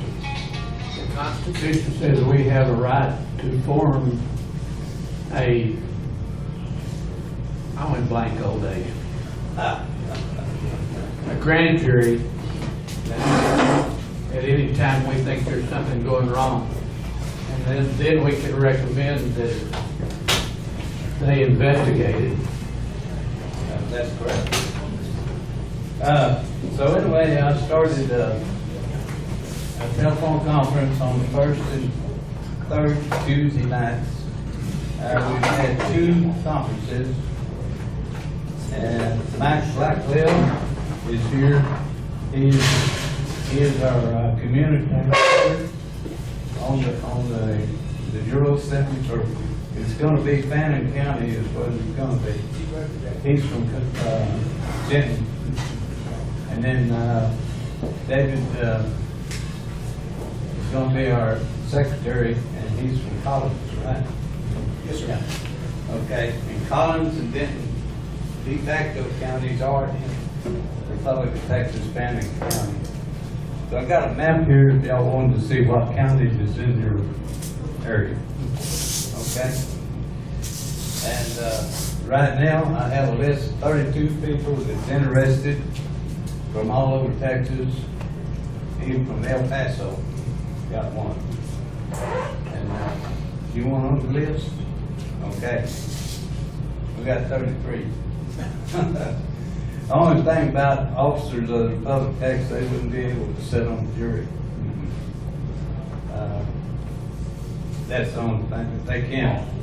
at least help us. You know, we need some help. Harris County has the most right now on the list.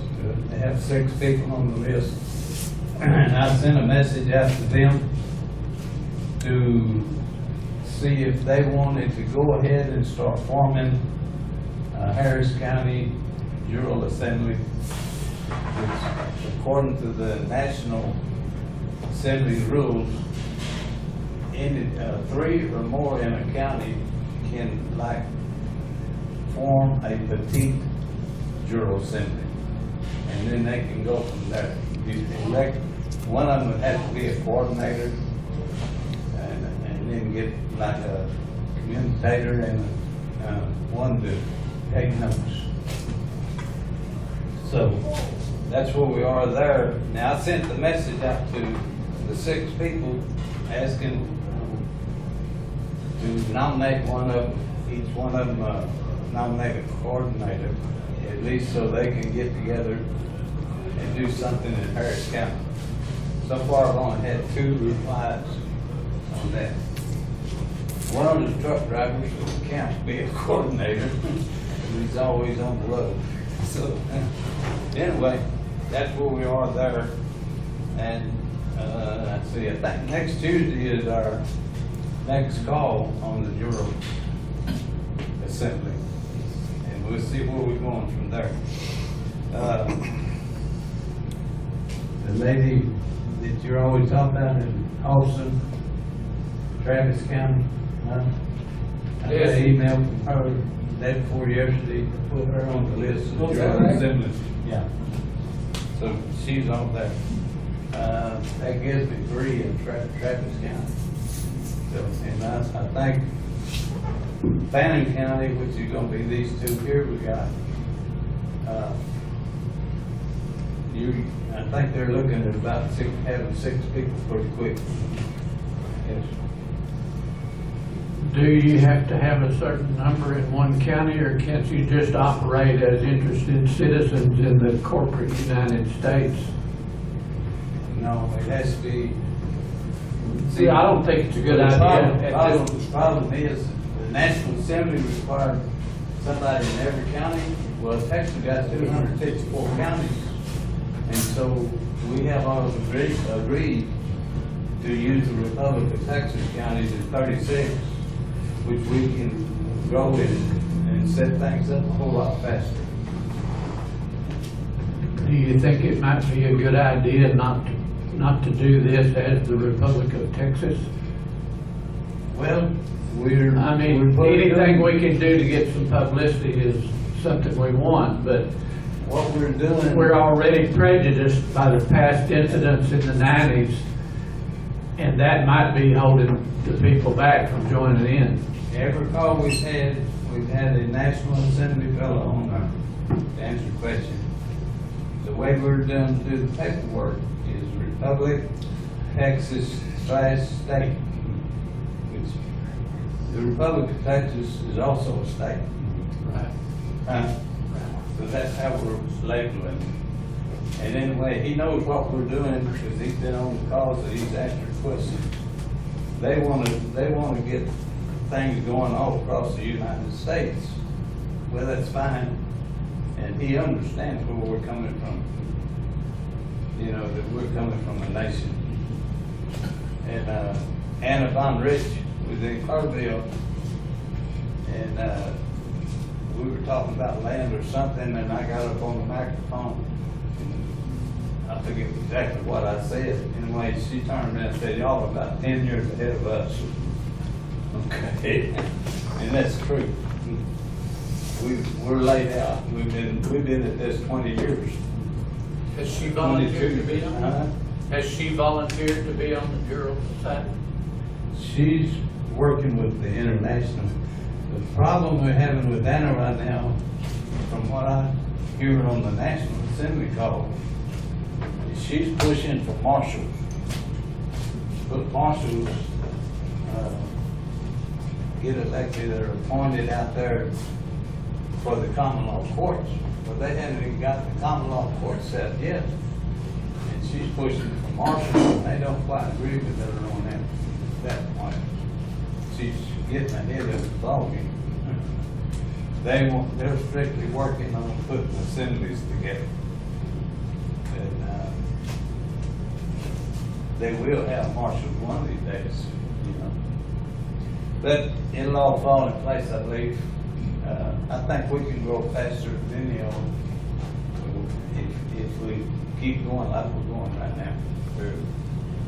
So anybody that wants to.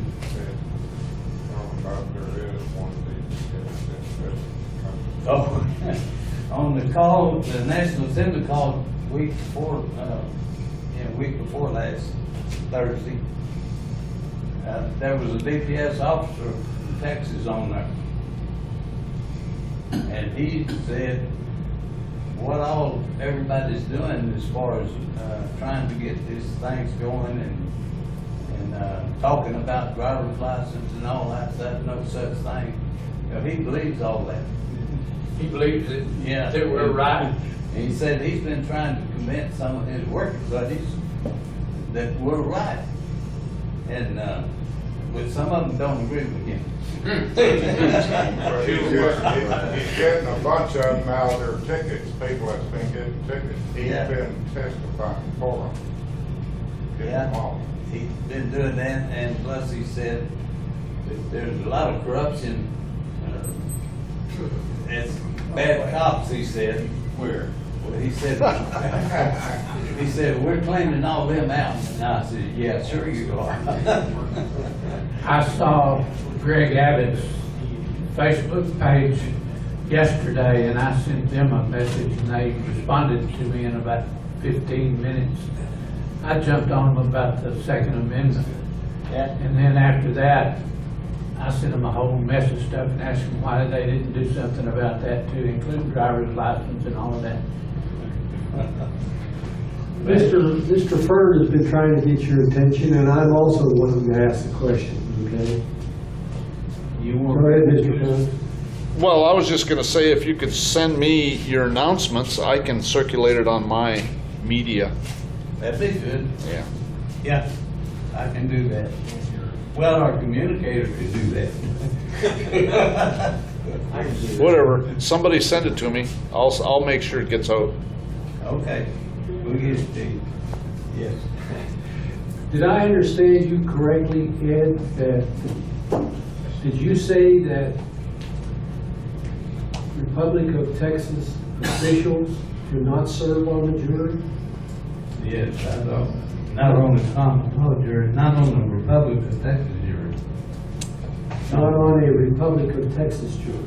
Right. That's because that's all dealing with the Republic of Texas, and therefore they have a conflict of interest? Well, they'll have conflict of interest. That's the people that elected you. And you would not be a little biased depending on the case, you know. Each case has to be ruled on each individual case. You can't just lump it together. But You know what? Republic of Texas officials can be included in that jury pool. They just won't be picked for anything that deals with the Republic of Texas. Yeah, they'd have to Yeah. reside from that. Okay. I got to wondering, in some of the laws of the Republic of Texas, and I believe it was 1844 or 43, if the Congress passed to codify all laws, have the Attorney General codify all laws. Well, I got to think about why they did that. They knew they were fixing to be annexed into the state of Texas. That way, those laws were codified when they became state. So there was people conniving, you know, behind other people's backs at that period. I really believe that's why they did that. They snookered up, because common law courts is supposed to be ruled on each individual case. There should be no codified rule. You're getting into admiralty when you talk codified. And, I seen something, what was it, day before yesterday, about a case, and there were some people involved in that case kept trying to codify, do this and that, and they kept pushing to have a common law, and this other side kept pushing to codify what they were doing. So, It's my understanding, and I might be wrong, but the process of codification is supposed to be done by the Congress. that's what I'm telling you, that's what they were doing. The Congress was going to codify the law, and I think it was 1844. Just before it went over the annexation, I think there was a plan there undertaken. Because everybody, all the Congress actually committed treason by what they did. They went and had elected themselves, or had an election 1845, September 1845. But they never came to order or anything. They would just sit there, they just transferred over to the state of Texas. See, and they took an oath when they got elected to protect and defend the Republic of Texas. But then they turned around in December when they were supposed to have their first Congress call. They didn't have it. They just went straight the next month and went into the state of Texas. What they did. Yes, sir, Jerry. Ed, when the laws are codified, who do they apply to? Everybody. Everybody. Well, yeah. So that's a state. But you take the control of everything away from the people Exactly. That's what I mean. when you codify. Yeah. Because that's what I want to know. Yeah. Yeah, you lose your sovereignty. That was the plan. We're going to take everybody's sovereignty away. Okay. That's civil law. Yeah. Real quickly before we go eat,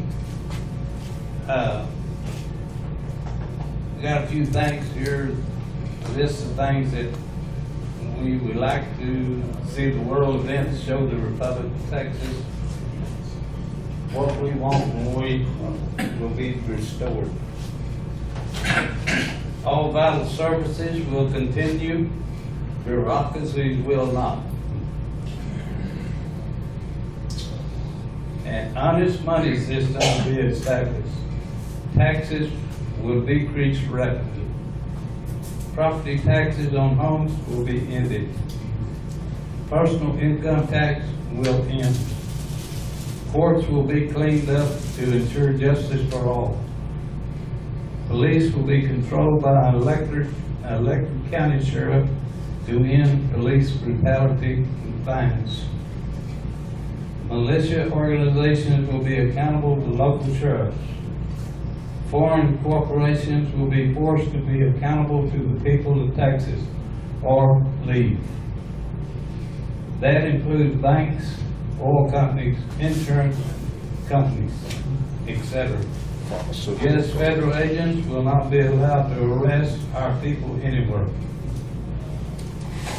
Schools, churches, and charities will be freed from government intervention. All in jail or prison will have their case reviewed for injustices. Crooked politicians will no longer have immunity, but will be put on trial by the people. Welfare abuses will be cured. Fines paid to government will be reduced greatly, and instead, those who harm others will pay restitution to their victims, one way or another. Alternative health care will be allowed and rated on the internet along with traditional care. Alternative energy systems will no longer be stifled by big energy interests. Water shortages will be reduced by removing salt from Gulf waters on a large scale. That's just a few things. Thank you.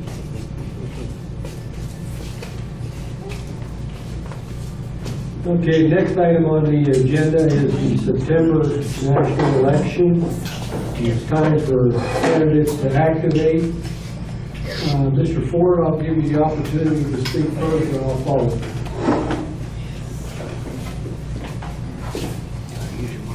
Well, you sure can. We have elections coming up the first Monday in September. Everybody knows it's Labor Day. If you're going to run for an office, I need to have that information. Fill out an application for a government office. Then I can post it on the website as on your ballot, and then we can have it done. One of the most important, I was talking to, I think Mr. Blackwell, somebody want to know about one of the most important things we can have is in our counties to have our chief justices in place, because the chief justices will conduct the elections in their counties. They know the people that live there. They'll know whether they're qualified to vote. They can take care of all of that, and then they give me the results after the election is over, and then we post that. Right now, it all falls on me, and it's a pretty big job. I don't have enough time as it is, but it's even tighter than. If you live in a county where there's not a chief justice, then that's one of the most important things we can do. That helps us establish our courts as well. And Mr. Brown was talking about that a while ago. We have a lot of power if we just use it. So those offices need to be filled, and along with everything else, not just senators or representatives. But I need that information as quick as I can get it, so I can start putting all that together. It has to go on the spreadsheet, and I have to generate the ballot. And then I have to send that to Mr. Boloff. Mr. Boloff then send it to Ms. Waters, and she's the one that posts it on the website. So it's really involved, and the quicker we can get it started, the quicker we can get it done and have all that posted. Right now, the only way to vote is to go to the website, download the ballot from your county, and then fill it in by hand, stick it in the mail, and mail it to you. That's the only way to do it. I'd like to see it done electronically, but I'm not the one to do that. And that'll be up to the chief justices in your counties, wherever you are, however we want to handle that. It can be done. If we did that, we have a lot more people voting. A lot of people are just not going to do it. They're not going to download it and stick it in the mail and mail it to you. That's really the only way to know what the ballot is and whether your signature is on there. I know, since I have all of your affidavits of declaration, I know whether you're a qualified voter or not. And that form can be also filled out at the same time you vote, if you want to do that. If you're not a Texian, you can become a Texian and vote the same day. Any questions? Do you have representatives in Collin County, right? I think that's part of Fannin County. Part of that. Actually, District, Fannin County District. well, I'll talk to you. I'll talk to you afterwards.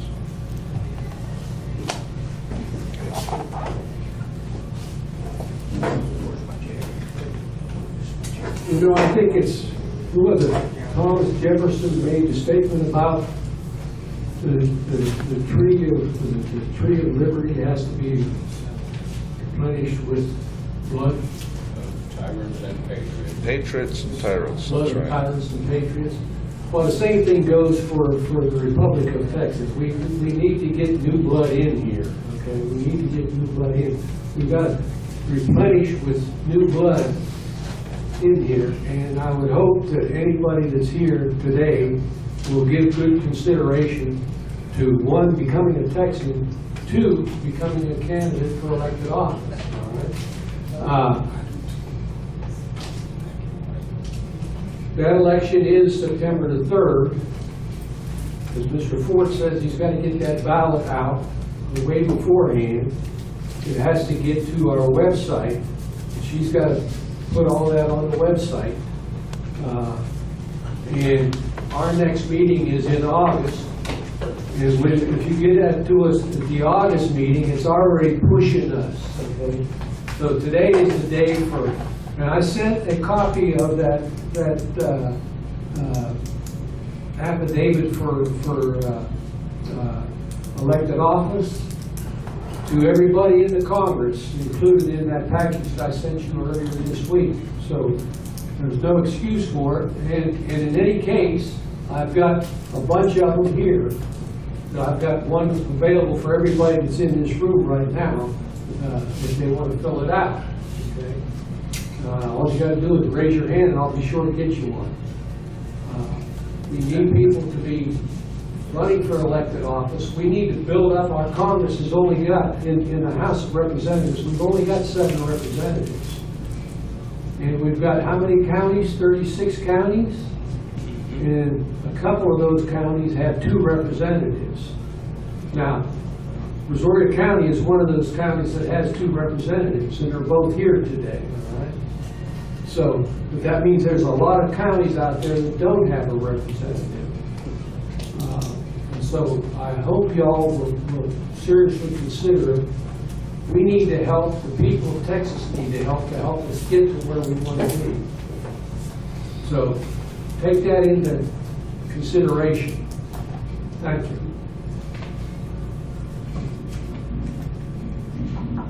Now, go ahead.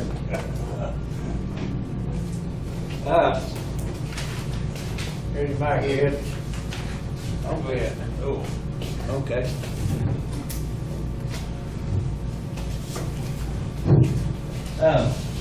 Election notice that was sent out, anyway, it shows, the districts 1, 2, 3, 4, 5, 6, 8, 12, 14, and all 36 counties. But this year,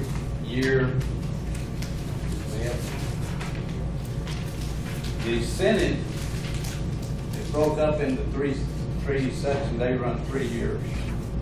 Okay, so all the counties are split up there. And this year, this is the year for districts 2, 7, 11, and 14. The only representative we have in that district is Wayne Williams, who's here, back here. And he's the only one right now that's active and is up for election on the ballot. So you'll only have 2, 7, 11, and 14. As far as senators. Yeah.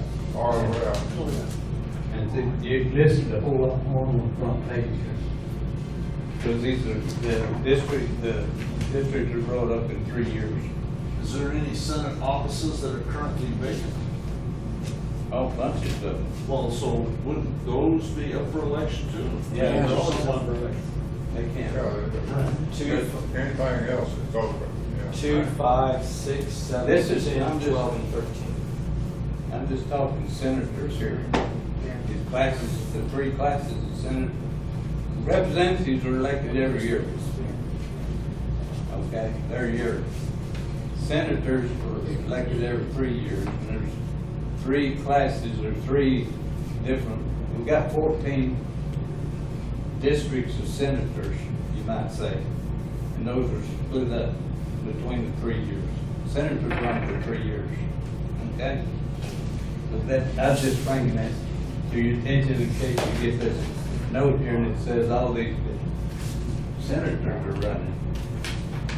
But a senator can do a write-in on any county there is. But I don't know how we treat that, because I would say only one that's eligible this year is in District 2, 7, 11, 14. That's what's on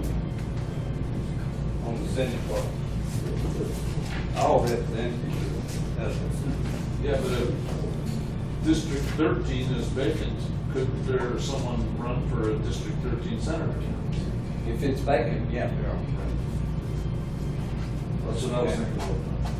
Yeah. But Ed, I would guess, let's say District 13, you could run somebody for that office. But if that's in the cycle, that this would be the second year of their term, then they would take the third year of their term, and then they'd have to be up for re-election the following year. That's correct. They would not get a full 3 years. Right. Yeah, that makes sense. Okay. That's right. Thank you. Okay, quick announcement, before requesting a motion for recess and going to lunch, we ask everybody here in attendance and those that are on the Zoom or computer or whatever, right after lunch will be a open public comment addressing subjects that are of interest to all of us. This discussion will be facilitated by text-ins, for text-ins, and others having interest.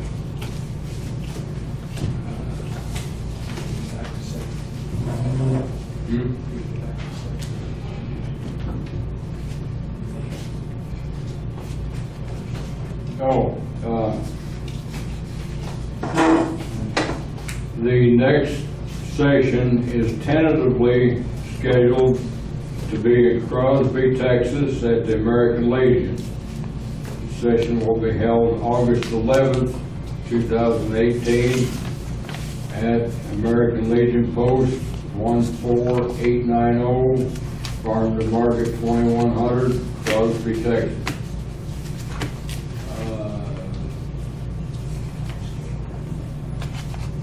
And then for the open public comment thing, you just have to,